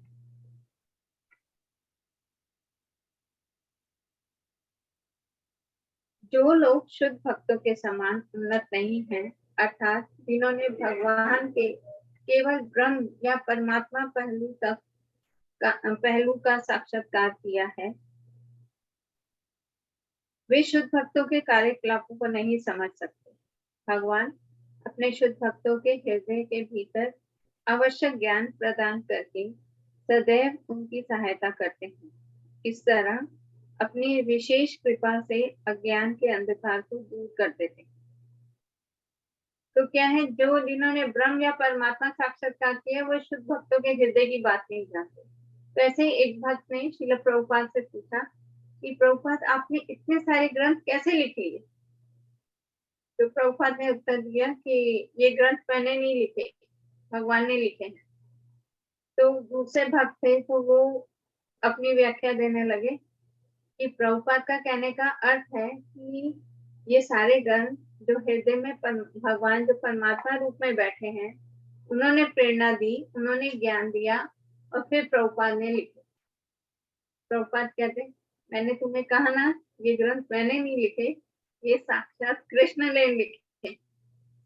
तो शुद्ध भक्तों के हृदय में उनका भगवान से क्या आदान प्रदान होता है, तो जिन्होंने ब्रह्म साक्षात्कार या परमात्मा साक्षात्कार किया वो नहीं समझ पाएंगे कि भगवान के साथ आदान प्रदान होता कैसा है। उसके लिए आगे भगवत साक्षात्कार करना पड़ेगा, तभी वो समझ पाएंगे। ज्ञानी तथा योगी इसकी कल्पना तक नहीं कर सकते, क्योंकि ज्ञानी तथा योगी क्या करते हैं, ज्ञानी ब्रह्म साक्षात्कार और योगी परमात्मा साक्षात्कार करते हैं। तो इसलिए वो इसकी कल्पना नहीं कर सकते, क्योंकि वे न्यूनाधिक अपनी खुद की शक्ति पर आश्रित रहते हैं। जैसा कि कठोपनिषद 1.2.23 में कहा गया है,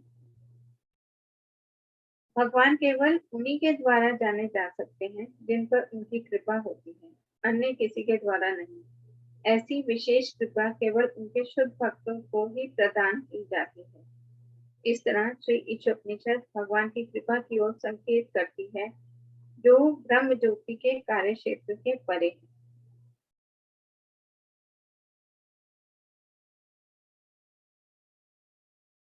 तो आत्मा जो है ना, वो बहुत सारे लेक्चर सुन लें तो भी समझ नहीं आएगा। हाँ जी, हमारी बुद्धि के द्वारा नहीं समझा जा सकते, हमारे ज्ञान के द्वारा नहीं समझा जा सकते। तो कैसे समझा जा सकता है आत्मा के बारे में, परमात्मा के बारे में कैसे समझा जा सकता है? जब तक हमारी ऊपर भगवान की कृपा ना, हम अपनी बुद्धि से नहीं समझ सकते। हम बहुत सारे लेक्चर, दिन रात लेक्चर सुन लें तो भी नहीं समझ पाएंगे। इसके लिए हमें क्या है, भगवान से कृपा प्राप्त करनी है।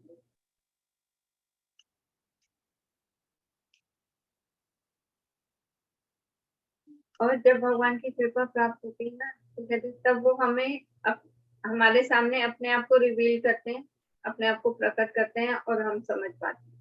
तो इस और भगवान की कृपा प्राप्त करने के लिए क्या करना पड़ेगा, हमें उनके आचार करनी पड़ेगी, मतलब करनी पड़ेगी, आचार्यों का नक्शे कदम हाँ, उन आचार्यों के लक्ष्य कदम पे चलना पड़ेगा, या उनके प्रतिनिधि हैं, उनके सानिध्य में, उनके अंडर में रहकर भक्ति करनी पड़ेगी। भगवान के प्रतिनिधि कौन है? गुरु। गुरु की शरण ग्रहण करनी चाहिए, गुरु की आज्ञा का पालन करना चाहिए, गुरु के आदेशानुसार कार्य करना चाहिए। जब ये सारे कार्य करेंगे तो भगवान अपने आप प्रसन्न होंगे, क्योंकि गुरु के हैं भगवान के प्रतिनिधि। राजा का दूत और राजा में कोई अंतर नहीं होता, तो भगवान और भगवान के प्रतिनिधि, उनके दूत में कोई अंतर नहीं। तो जब हम लोग गुरु के आज्ञा का पालन करेंगे, उनके आदेशानुसार कार्य करेंगे, तो क्या होगा? तो भगवान प्रसन्न होंगे और भक्ति करेंगे। इस एक गुरु के आदेश का पालन करना है, दूसरा उनकी सेवा करनी है, गुरु की भी और भगवान की भी। और भगवान की सेवा कैसे कर सकते हैं हम? अर्चा विग्रह की सेवा करके। जब यहाँ पे सेवा करेंगे तो वहां पर जाएगी गोलोक में, भगवान तो उधर है, लेकिन उन्होंने अर्चा विग्रह के फॉर्म हमें दिए हैं अपनी सेवा करने के लिए। तो जैसे यहाँ पे लेटर डालते हैं तो किसी मित्र जो हजारों मील दूर बैठा है उसके पास पहुंच जाती है। तो जब हम यहाँ पे सेवा करते हैं तो इस भौतिक जगत से परे आध्यात्मिक जगत में जहाँ पे विराजमान है भगवान, उनके पास हमारी सेवा जाती है। जनार्दन प्रभु। माता जी प्रश्न है, जैसे आपने बताया कि भगवान के जो प्रतिनिधि हमारे गुरु महाराज है, तो अगर किसी की दीक्षा नहीं हुई है तो फिर वो कैसे सेवा शुरू कर सकते? वो हमारे परम गुरु को मान सकते हैं, प्रभुपाद तो सभी के गुरु, जगत गुरु। और जो वैष्णव भक्त होते हैं, हाँ, उनके आदेश वैष्णव भक्त होते हैं माता जी, कभी उनके बीच में जाके वो प्रचार करते हैं, तो उनका भी कहना माना? हाँ जी, करना। और डिपेंड है कि अभी आपने गुरु स्वीकार नहीं किए, लेकिन किसी को मान लिया, अभी दीक्षा नहीं, लेकिन आपने अपने गुरु स्वीकार कर लिया, अभी गुरु ने आपको स्वीकार नहीं किया। अगर आपने किसी को स्वीकार कर लिया तो आप उसको एज अ गुरु उनको पालन कर सकते हैं। आपके मन में किसी के प्रति हो, किसी गुरु के प्रति, तो आपने तो उन्हें अपना गुरु मान लिया ना। जब दीक्षा होगी तो गुरु आपको स्वीकार कर लेंगे, तो उनकी भी, उनके लेक्चर्स, उनके इंस्ट्रक्शंस को का पालन करके आप कर सकते हैं। ठीक है प्रभु। चार प्रकार के, हरे कृष्ण, चार प्रकार के गुरु होते हैं ना बेसिकली। चैत्य गुरु जो सुपर सोल है, गुरु, शिक्षा गुरु, और दीक्षा गुरु। तो कोई अंतर नहीं है शिक्षा गुरु दीक्षा गुरु में बताया गया था मैं क्या आईडी? कोई अंतर नहीं, सेम। हाँ, सेम। आपको अपराध करने का भी सेम फल मिलेगा, चाहे वो शिक्षा गुरु हो या दीक्षा गुरु, और सेवा करने का भी सेम फल मिलेगा। और लेकिन ये है कि दीक्षा गुरु एक होते हैं, शिक्षा गुरु बहुत सारे। यस पता है। प्रोसेस होता है ना बेसिकली दीक्षा गुरु तक पहुंचने से पहले, जो 2 साल का प्रोसेस है, 2-3 साल। हाँ, जैसे तो उसके बाद ही बाद में शेल्टर के बाद दीक्षा जी।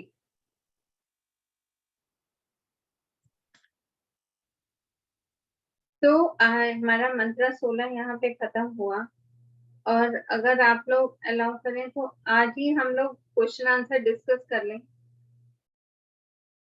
जिससे कल लास्ट के 2 मंत्र करेंगे और कल हमारा कोर्स खत्म हो सकता है। आपको फ्राइडे सैटरडे 2 दिन मिल जाएंगे प्रिपरेशन के, संडे को आपका एग्जाम होगा।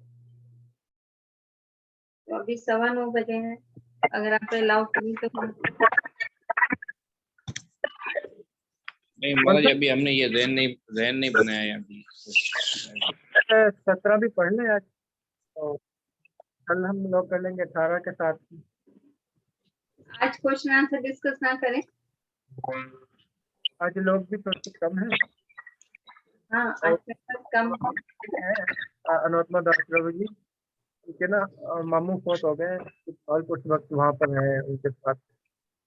अच्छा, तो उन्होंने प्रार्थना की थी कि भाई सब भक्त प्रार्थना कीजिएगा मेरे मामू के लिए, आज उनका ध्यान। जी।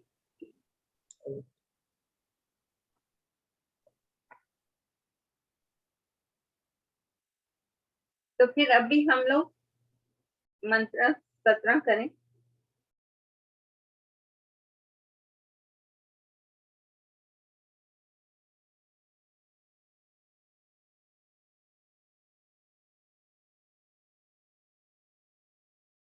बताइए वो जो इसमें मंत्र 16 में जो भगवान की जो मीनिंग है वो आपने हमें नोट नहीं कराई है, पढ़ रही थी।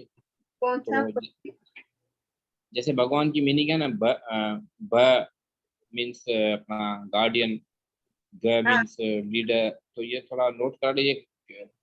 ये तो इसमें बिल्कुल क्लियर दिया गया है ना, भ के 2 अर्थ हैं। ना उर्दू, हमारे पास जो उर्दू है ना उसमें सही थोड़ा सा नहीं है, तो ठीक है, आप काइंडली लिखा दीजिए हमारे को। जी। भ का अर्थ है पालन करने वाला। इसकी 2 मीनिंग है ना ब हाँ की यहाँ पर। हाँ जी।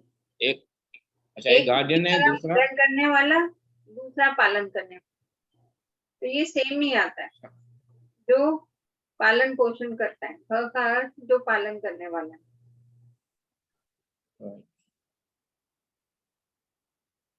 और ग की मीनिंग है भ अपना का पथ प्रदर्शक, जो हमें रास्ता दिखाते हैं, गाइड करते हैं।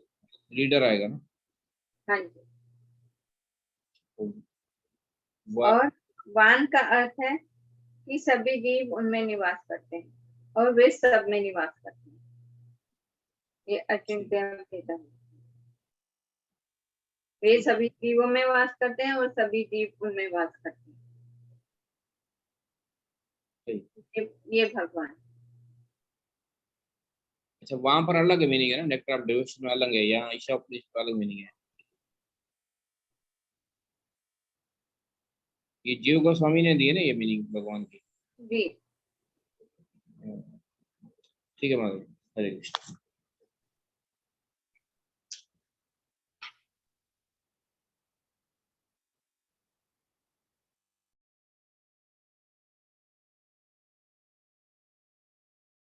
मंत्र 17।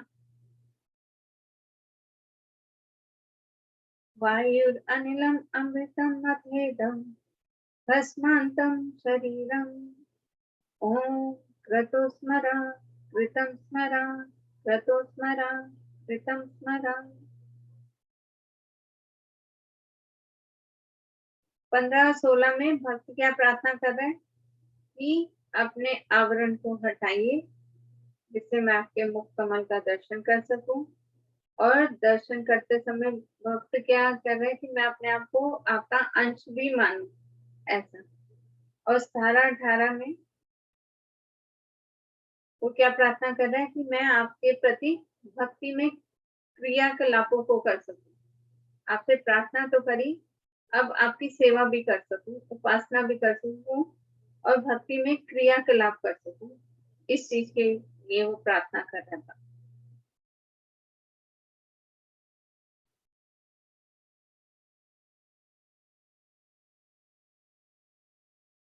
अनुवाद पहले हम शब्दार्थ रीड कर लेते हैं। प्राणवायु, अनिलम, वायु का पूर्ण कोश, अमृतम, अविनाशी, अथ, अब, इदम, यह, भस्मांतम, भस्म हो जाने पर, शरीरम, शरीर, ओम, हे भगवान, क्रतो, हे समस्त यज्ञों के भोक्ता, स्मरण, कृपया स्मरण करें, कृतम, मैंने जो कुछ किया है, स्मर, कृपया स्मरण करें, क्रतो, हे परम भोक्ता, स्मर, कृपया स्मरण करें, कृतम, जो कुछ मैंने आपके लिए किया कृपया स्मरण करें। अनुवाद। इस क्षण भंगुर शरीर को भस्म हो जाने दें और प्राणवायु को वायु के पूर्ण कोश में विलय हो जाने दें। अब हे भगवान, मेरे समस्त यज्ञों का स्मरण करें और क्योंकि आप चरम भोक्ता हैं, अतः मैंने आपके लिए जो कुछ किया है उसे स्मरण करें।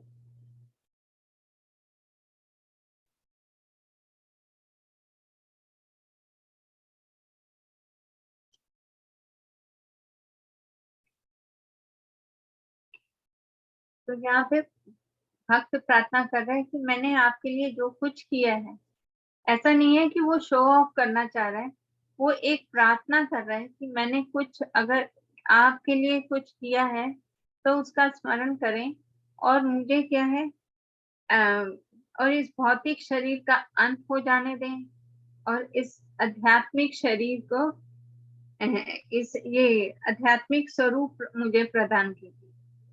ऐसा भगवान से भक्त प्रार्थना कर रहे हैं। एक राजा कुलशेखर हैं, आपने उनका नाम सुना होगा।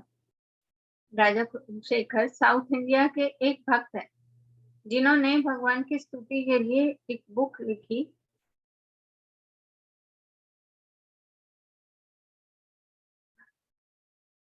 का नाम मेरे माइंड से निकल रहा है। मतलब ये प्रार्थना जो है अपना भक्त कर रहा है या एक ऋषि कर रहा है? भक्त कर रहा है।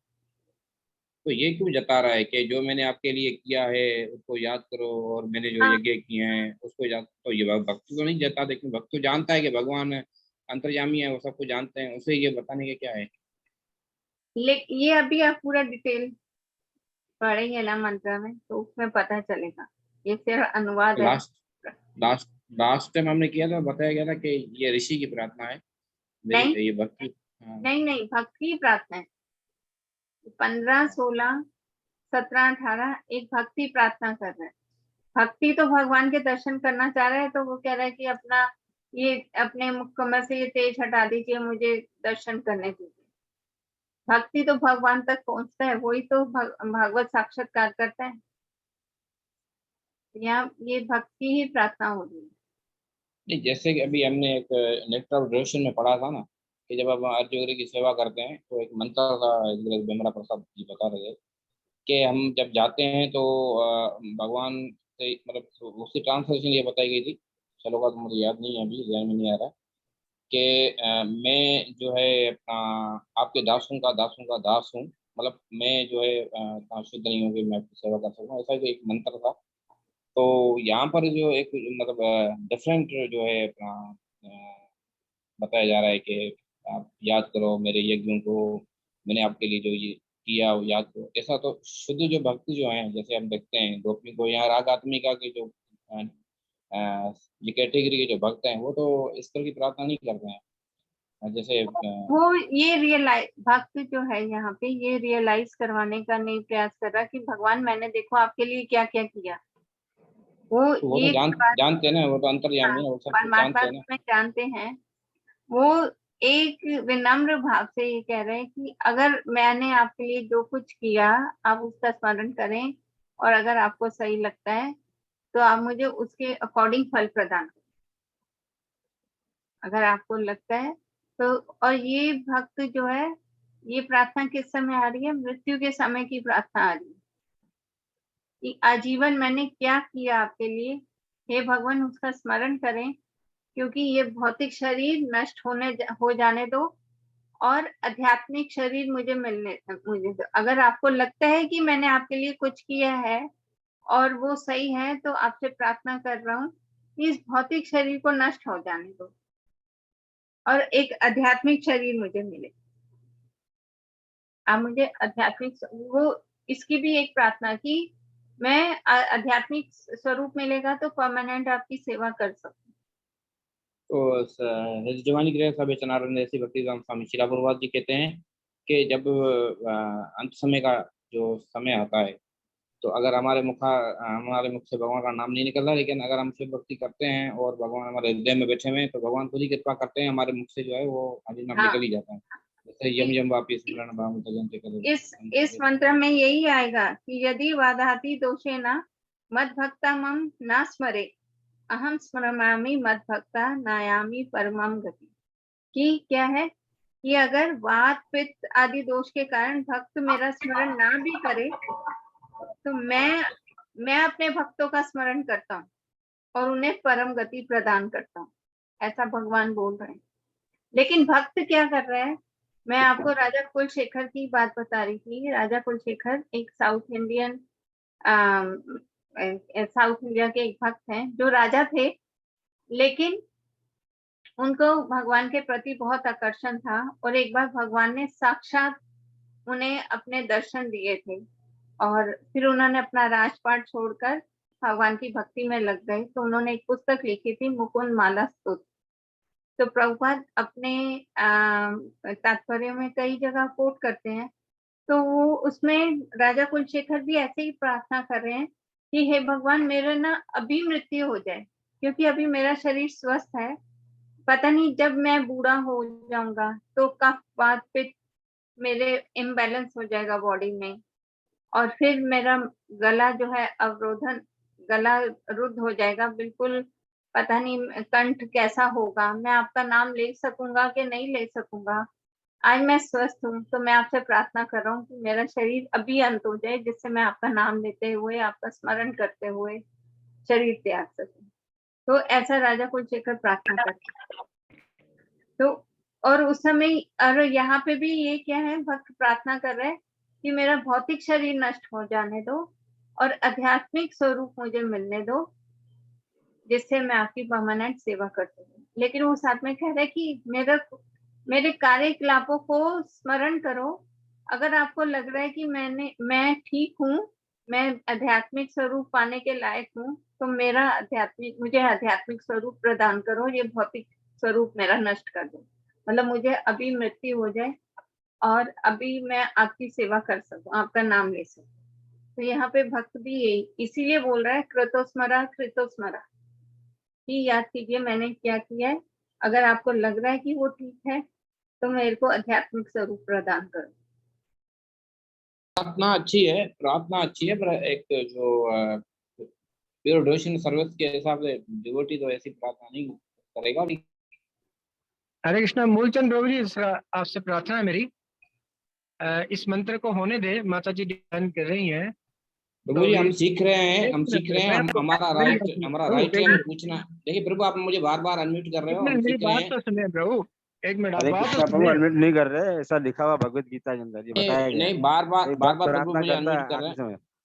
नहीं, तो प्रार्थना अच्छी बात है। चले तो अभी सुनिए। समझ रहे, आप समझ रहे तो देखिए हरे मैं कृष्णा। सीखने का एक मिनट आप प्रयास। बात सुनेंगे आप। मेरी आपसे प्रार्थना है, माता जी डिफाइन कर रही हैं, उसके बाद भी जब आपको समझ नहीं आएगी तो हम सभी समझ रहे हैं ना। वेदों का जो हम बयान है, इसको बताया जाता है कि हम इनको समझने में असमर्थ है। अभी हमें गुरु के सानिध्य में इसको समझना है। वही तो मैं एक मिनट सीखने, वही तो मैं प्रभु, वही जो मैं माता जी अभी से आप माता क्लियर जी करा पूरा रहा हूँ। डिफाइन कर लेंगी। पहले- अगर आपको नहीं समझ आए तो फिर आप सवाल कीजिएगा, हम भी सवाल कर लेंगे। क्षमा नहीं, कीजिएगा, जरा वही बात को चलने दे आगे। देखिए मैं वही तो पूछने का प्रयास कर रहा हूँ ना। प्रभु वो बताएंगे ना, आप उनको बताने नहीं दे रहे ना। आप कृपया जरा हमें शांत रहिए, आगे बढ़ने दे। आगे बढ़ने दें श्लोक को।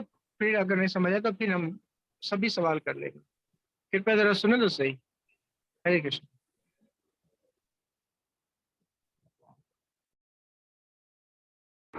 क्षमा कीजिए माता जी, आप कंटिन्यू कीजिए।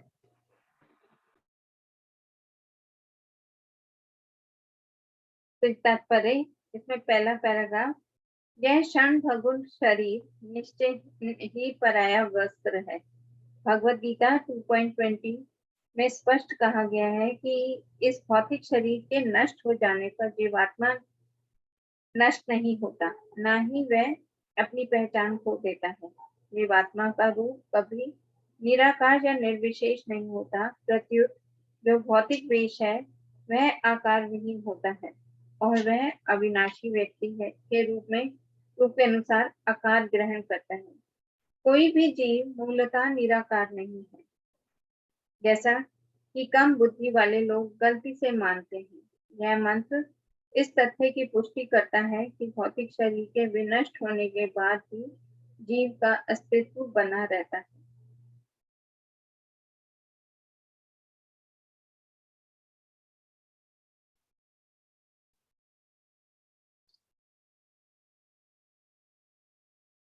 तो इस मंत्र 17 मंत्र में हम देखते हैं कि आत्मा, जो आत्मा है वो शरीर छोड़कर भगवान के पास जाने के लिए पूर्णतः तैयार है।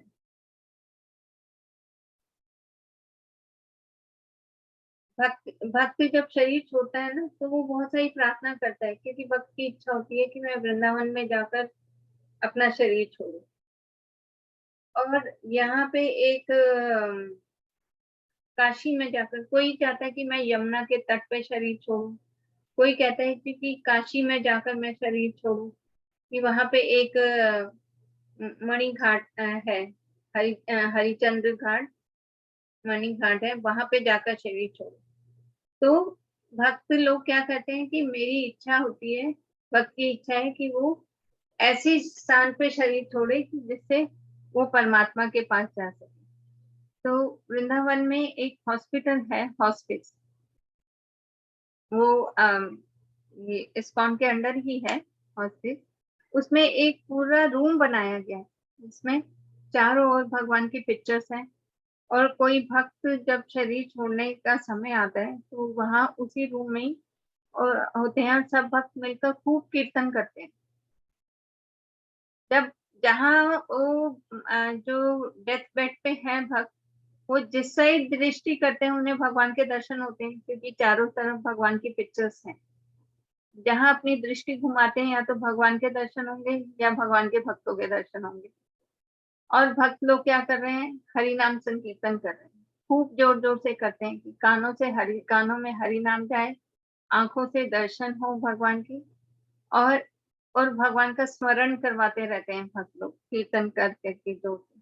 कई बार कितने घंटे, ऐसा लगता है कि अभी शरीर छोड़ने वाले हैं, लेकिन 2 दिन 3 दिन निकाल देते हैं, तो 24 घंटे वहां पे कीर्तन चलता रहता है कि कब उसका मृत्यु का क्षण कौन सा आ जाए, तो वो हरि नाम सुनते हुए ही और कृष्ण स्मरण करते हुए ही शरीर त्यागे, इसके लिए व्यवस्था करते हैं। तो ऐसा कहा गया है कि जब हमारा मृत्यु का समय होता है, या जब किसी का हम सुने, XYZ किसी का भी सुने कि उसकी मृत्यु का समय आ रहा है, तो हमें उसके पास जाना चाहिए, उसकी हेल्प करनी चाहिए, उसे कृष्ण का स्मरण करवाना चाहिए। जब हम किसी की डेथ के टाइम में उसके हेल्प करते हैं, उसे भगवान का स्मरण करवाते हैं, तो भगवान कहते हैं कि जब तुम्हारा समय आएगा वो, तो तुम्हारे लिए मैं अरेंज करूंगा। फिर भगवान अरेंज करते हैं कि इसने आजीवन क्या की है, मृत्यु के समय दूसरे लोगों को, चाहे वो भक्त हैं या भक्त, उन्हें कृष्ण का स्मरण करवाने का प्रयास कर रहे हैं, अंतिम समय में कृष्ण का स्मरण करवा रहे हैं। जब हमारा समय आएगा तो भगवान अरेंजमेंट करेंगे कि हमें भी कृष्ण का स्मरण। तो ये एक बहुत पुण्य कार्य है। पुण्य क्या कि भक्त लोग पुण्य कार्य नहीं करते, ये एक बहुत अच्छा कार्य है कि जिससे करके हम दूसरों की हेल्प करें तो भगवान हमारी हेल्प करेंगे। ऐसा बोलते हैं ना कि अगर आपने भगवान के लिए मंदिर बनाया, तो भगवान आपके लिए गोलोक में घर बनाएंगे। आपने पृथ्वी लोक पे भगवान का घर बनाया, तो भगवान गोलोक में आपका घर बनाएंगे। तो इसलिए जहाँ पे मंदिर बन रहे हो, तो हमें उस निर्माण कार्य में हेल्प करनी चाहिए। तो अगर किसी शरीर छोड़ते हुए जीव की, अगर आप उसे कृष्ण का स्मरण करवाएंगे, तो भगवान, आप जब शरीर छोड़ रहे होंगे तो भगवान आपको स्मरण करवाएंगे। तो ऐसा ही भक्त अपनी तरफ से प्रयास भी करते हैं, कोई वृंदावन जाता है, कोई काशी जाता है, अलग अलग धार्मिक स्थान पे, कि जहाँ पे हमें भगवान का स्मरण हो सके अंतिम समय में। ऐसे तो मोस्टली इंडिया में ऐसे होता है कि जब शरीर बूढ़ा हो गया है या अब कोई हमारी जिम्मेवारियां खत्म हो गई, तो वो इच्छा करते हैं कि हम वृंदावन में जाकर वास करें, कि वृंदावन में हमेशा कृष्णमय वातावरण रहता है, non different from actual Vrindavan. तो वहां जाने के लिए, वृंदावन कैसा है, जैसे अम्बेसी होती है ना, किसी कंट्री में जाना है तो उसकी एम्बेसी में जाना पड़ता है, और एम्बेसी में उस कंट्री के ही रूल सारे चलते हैं। अगर आपको यूएसए जाना है तो यूएसए की एम्बेसी में जाएंगे, और उसकी यूएसए की एम्बेसी में यूएसए के सारे रूल हो रहे होंगे। वहां अगर इंडिया में एम्बेसी का ऑफिसर, वहां पे इंडियन रूल नहीं चलेंगे, उसी कंट्री के चलेंगे। तो ऐसे ही वृंदावन है, उसमें इस भौतिक जगत के रूल नहीं चलते, वहां पे गोलोक वृंदावन के ही रूल चलते हैं। तो वहां वो नॉन डिफरेंट है। तो इसलिए भक्त लोग प्रयास करते हैं कि आध्यात्मिक जगत में जाने के लिए ये ट्रेनिंग सेंटर जो है, यहीं पे हम लोग प्रयास करें, यहीं पे शरीर त्यागने का। और वृंदावन में क्या है, सभी भक्त भगवान का नाम ले रहे हैं, उनका और कोई कार्य नहीं होता। अगर हम भक्तों को वृंदावन में देखें तो या तो वो अपनी साधना में लगे हुए हैं या सेवा में लगे। जिन्होंने अपने घर की जिम्मेदारी खत्म कर दी, बच्चे बड़े हो गए, उनका विवाह कर दिया, कुछ है, अब अपनी रिस्पॉन्सिबिलिटी से फ्री है, जाकर वृंदावन में रहेंगे और सिर्फ भगवान की सेवा करेंगे, भक्तों की सेवा करेंगे, उनका नाम लेंगे। यही कार्य है उनका। और अपनी लाइफ बहुत सिंपल कर लेंगे, बहुत ज्यादा अपनी उस पे नहीं, सिंपल लाइफ रखेंगे। ऐसा रूल, मतलब ऐसा वो पालन करने का प्रयास करते हैं कि अपने ऊपर इतना टाइम ना दिया, अपनी सुख सुविधाओं पे टाइम ना दिया, भगवान के लिए टाइम दिया।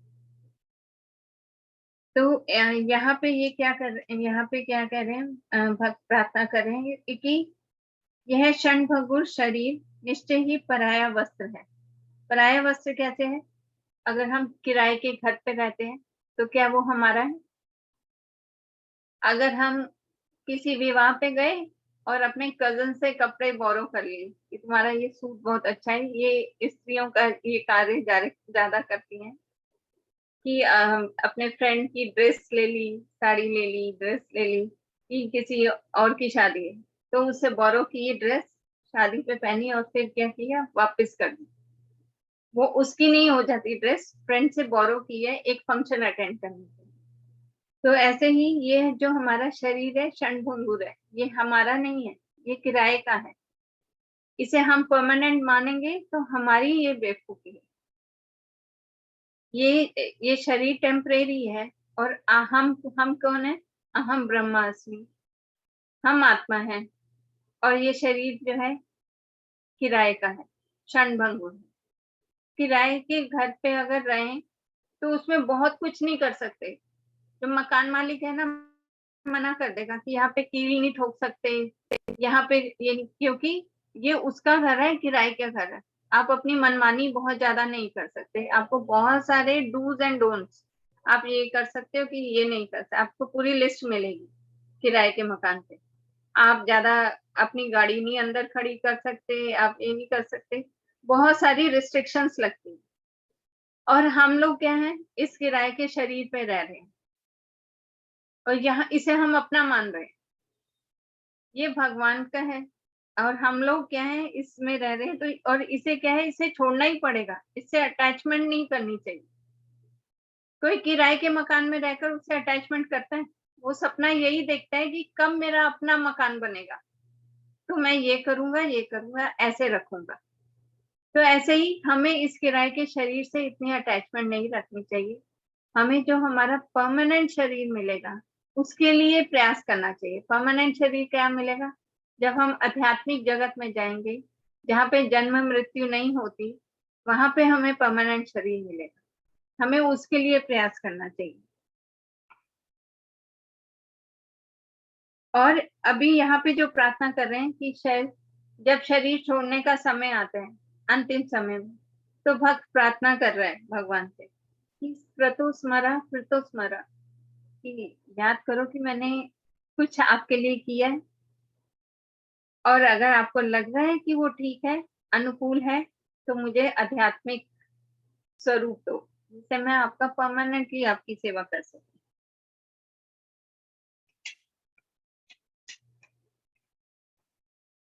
इस भौतिक जगत में भौतिक प्रकृति जीवों को उनकी इंद्रिय तृप्ति की प्रवृत्तियों के अनुसार विभिन्न प्रकार के शरीर प्रदान करती अद्भुत कार्य कुशलता का प्रदर्शन करती है।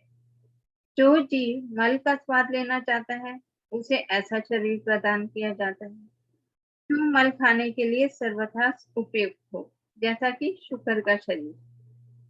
इसी तरह जो दूसरे पशुओं का मांस खाना और रक्त पीना चाहता है उसे उपयुक्त दांतों और पंजों से युक्त बाघ का शरीर प्रदान किया जाता है।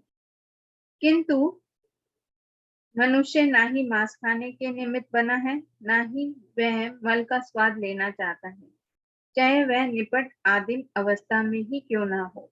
मनुष्य के दांत इस तरह बनाए गए हैं कि वे फल तथा शाक काट कर चबा सके। यद्यपि उसे 2 पुक्कर दांत प्रदान की गई है, जिससे आदिम अवस्था के मनुष्य यदि चाहें तो मांस खा सके।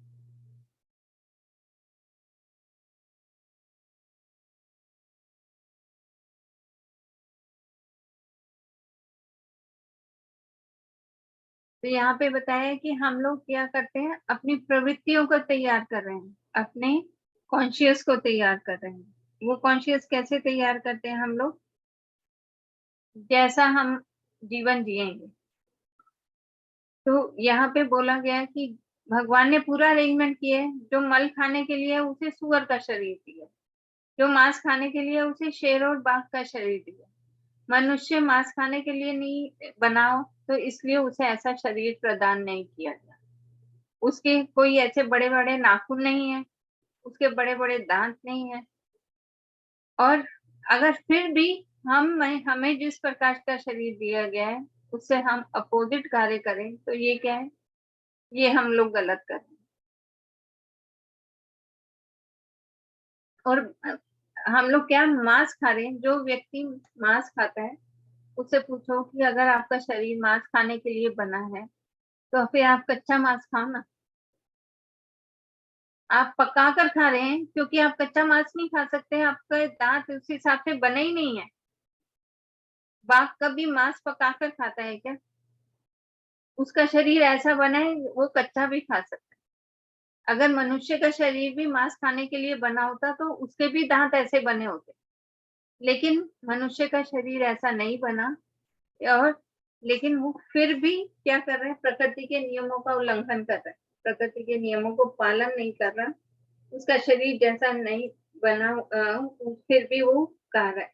और कैसे खा रहा है, उसे पकाकर खूब सारे मसाले डालकर।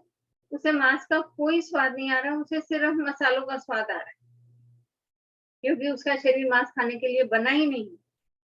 और ये अपनी स्थिति से उल्टा कार्य कर रहा है।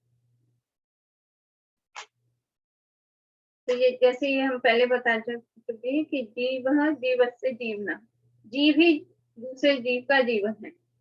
लेकिन हमारे लिए कौन से जीव बने, शाक सब्जी, ये जीव है हमारे लिए, पशु हमारे लिए नहीं है।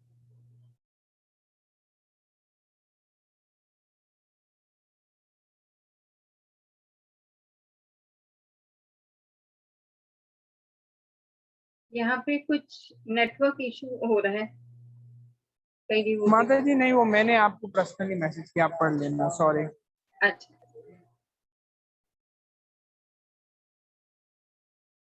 हम लोग कंटिन्यू कर सकते हैं या कल करें? 45 हो गए हैं, 9:45।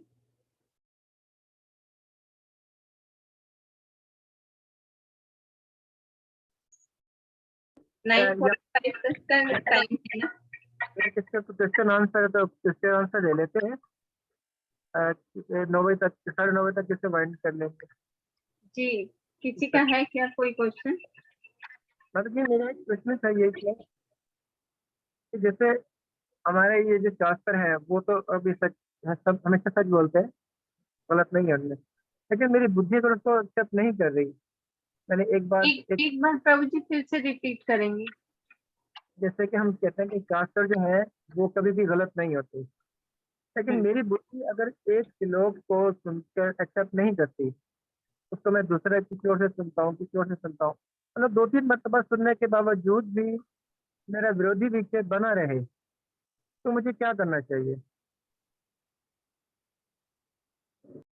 जैसे हम लोग चैंटिंग करते हैं ना प्रभु जी, तो चैंटिंग में हम जितनी एकाग्रता डालेंगे जितना हम प्रार्थना करेंगे, उसके लिए जितनी प्रिपरेशन करेंगे, चैंटिंग करने के लिए कि सुबह का टाइम अनुकूल है, सुबह उठना है जल्दी, फिर भक्तों के संग में करने के लिए या तुलसी महारानी के सामने बैठकर करने से हमारी अच्छी होती है, और सुबह अर्ली मॉर्निंग अच्छी होती है। उसके लिए हमें रात को समय से सोना है, रात को समय से सोने के लिए रात का प्रसाद हमें समय से पाना है। तो ये सारे हमारी कॉन्शियस एक रात पहले से शुरू हो जाती है। इसी प्रकार और जब हम भक्तों के संग में बैठकर चैंटिंग करते हैं तो वो भी बहुत अच्छे से की होती है हमारी। उसी प्रकार जब हम शास्त्र पढ़ते हैं ना, तो वो भी हमें भक्तों के संग में पढ़ना चाहिए। जितनी इम्पोर्टेंस हम अपने जपा को दे रहे हैं, उतनी इम्पोर्टेंस हमें शास्त्रों को पढ़ने में भी देनी चाहिए।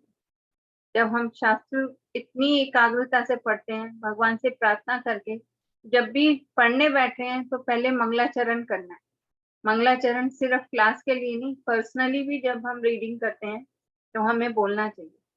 उससे क्या है कि हम प्रार्थना कर रहे हैं और भगवान हमें फिर बुद्धि देते हैं शास्त्र समझने के लिए। और नहीं आ रही तो हमें ऐसे भक्तों का संग करना चाहिए जिन्हें शास्त्र पढ़ने में रुचि है, जिन्हें समझ आ चुकी है, तो उनके संग में पढ़ना चाहिए हमें। यहाँ पर ना हमारे मेरी ड्यूटी है कॉलेज में, जब हम कॉलेज में पढ़ते भी थे, यहाँ पर हमारे बहुत मतलब माहिर उस्ताद है, एम.ए. इस्लामियात वगैरह के हैं। तो वो पूछते थे कि आप ये मांस क्यों नहीं खाते, गोश्त वगैरह खाना, तो अल्लाह ने देखो जो दांत दिए हैं, दो दांत उन्होंने ऐसे भी दिए हैं कि जिससे हम खा सकते हैं। तो मैंने उनको ये कहा, हमारा ये तो बहुत अच्छा हमने पढ़ी थी जब मैंने, तो हम कहते थे कि गोश्त खाने के लिए हमारे ये दांत नहीं बने। तो कह रहे थे नहीं, ये देखो ये है ना, अल्लाह ने दिए इस तरह के दांत। तो ये आज यहाँ पर पढ़ी मुझे ये समझ में आ रहा है वक्त 30 साल कि भगवान हमारी इच्छाओं को पूर्ण करने के लिए ये सब कुछ दे रहे हैं, क्योंकि एक पूरा जगत बना ही हमारी इच्छा पूरी करने के लिए। तो भगवान ने कहा कि फिर भी ये मना है, लेकिन अगर फिर भी कोई खाना चाहे तो फिर उसके लिए चलो ये दांत भी ले लो। उसे क्या दिए? 2 कुकर दाल। जी, तो दिए। 2 दिए। अगर किसी जीव की बहुत इच्छा है तो यहाँ पे भी भगवान ने हमें फ्रीडम दे दी है कि 2 कुकर दाल दी है कि अगर कोई जीव खाना चाहे। अदरवाइज अगर हमारे लिए मांस खाना ठीक होता तो सारे दांत ही ऐसे देते। हरे कृष्णा माता जी। जी, इसको हमारे इस ग्रंथ में जो बताया था ये 2 दांत के बारे में, कि अगर ये 2 दांत सिर्फ मांस खाने के लिए नहीं, गन्ना छीलने के लिए भी दिया है। हाँ। ऐसा कहा था।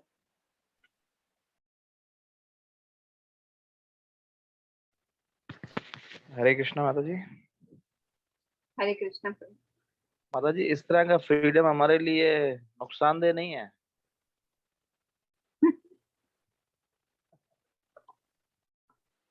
कभी कई भक्त तो प्रार्थना करते हैं कि भगवान आप हमारे से इंडिपेंडेंस ले लें, हमारे से फ्रीडम ले लें, बिल्कुल अपने अंडर में कर लें कि जिससे जो आप चाहें हम वही करें। लेकिन भगवान अगर फ्रीडम नहीं देंगे ना तो उनका प्रेम हट जाएगा। किसी बच्चे को सिर्फ डांट कर बताया जाए तो उसमें प्रेम नहीं है। उसे उसे प्रेम से सारी चीजें बता जाए, उसके ऊपर फ्रीडम दी जाए तो उसमें प्रेम झलकता है। और भगवान हमसे प्रेम करते हैं, इसलिए उन्होंने हमारे लिए सारी ऑप्शंस दे दी। अपने डंडे के जोर पे काम नहीं करवा रहे, वो हमसे प्रेम पूर्वक करवा रहे। और ये हमें देखना है, भगवान ने बुद्धि भी तो दी है ना हमें, उसका प्रयोग क्यों नहीं कर रहे? पशुओं में तो ऐसी बुद्धि नहीं दी। भगवान ने हमें हमारे अंदर कृष्ण चेतना, कृष्ण प्रेम ज्यादा जागृत करके भेजा, तो उसका प्रयोग तो नहीं कर रहे हम। जो ये फ्रीडम दी है, ये हम फ्रीडम का मिसयूज कर रहे हैं। तो ये ऑप्शन हमें दी है, जीव तटस्थ शक्ति है, वो अंतरंगा शक्ति का संग करे या बहिरंगा शक्ति का, ये फ्रीडम दी है। लेकिन ये मनुष्य को साथ में बुद्धि भी दी है कि आप अपना बुद्धि का प्रयोग करके देखें कि आपको अंतरंगा शक्ति का संग करना है या बहिरंगा शक्ति।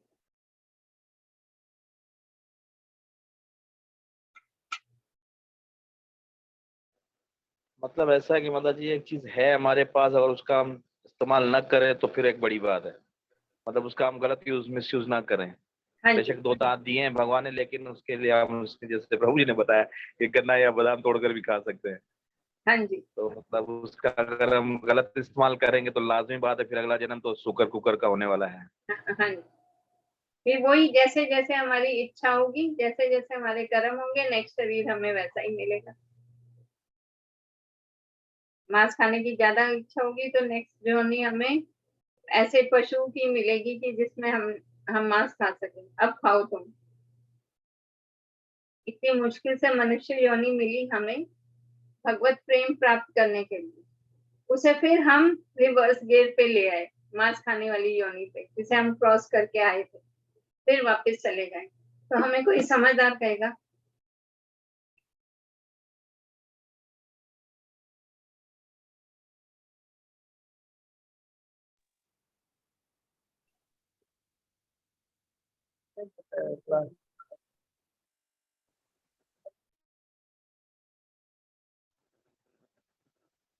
हरे कृष्णा। हरे कृष्ण। धन्यवाद माता जी। और किसी का कोई प्रश्न? नोट कर लेते फिर कल।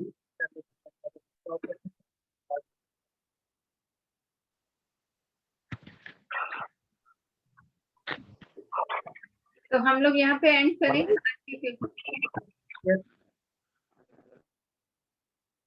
हाँ जी, हरे कृष्ण। बाबा जी पिछले आपने श्लोक मंत्र में बताया था कि मतलब सखाम कर्मी और ज्ञानी से मतलब भक्त जो योगी, इन तीनों से जो है भक्त उत्तम है। हाँ जी, मतलब ये इन तीनों कैटेगरी से गुजरना है या इन तीनों कैटेगरी को इग्नोर करते हुए भक्त बनना है? इग्नोर करके भी भक्त बन सकते हैं।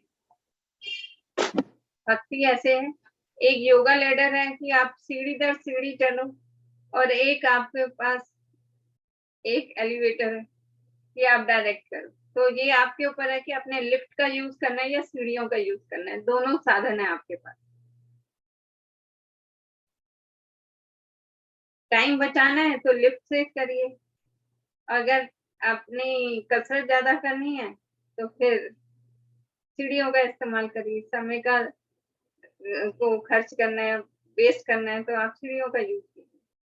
और अगर समय का सदुपयोग करना है तो लिफ्ट से पहुंचेगी जल्दी से। भक्ति डायरेक्ट यूज, भक्ति का मार्ग यूज कीजिए। तो लिफ्ट से जाने से क्या इन तीनों का फल मिल जाएगा? हाँ योगी होना या ज्ञान का हाँ, या कर्म का?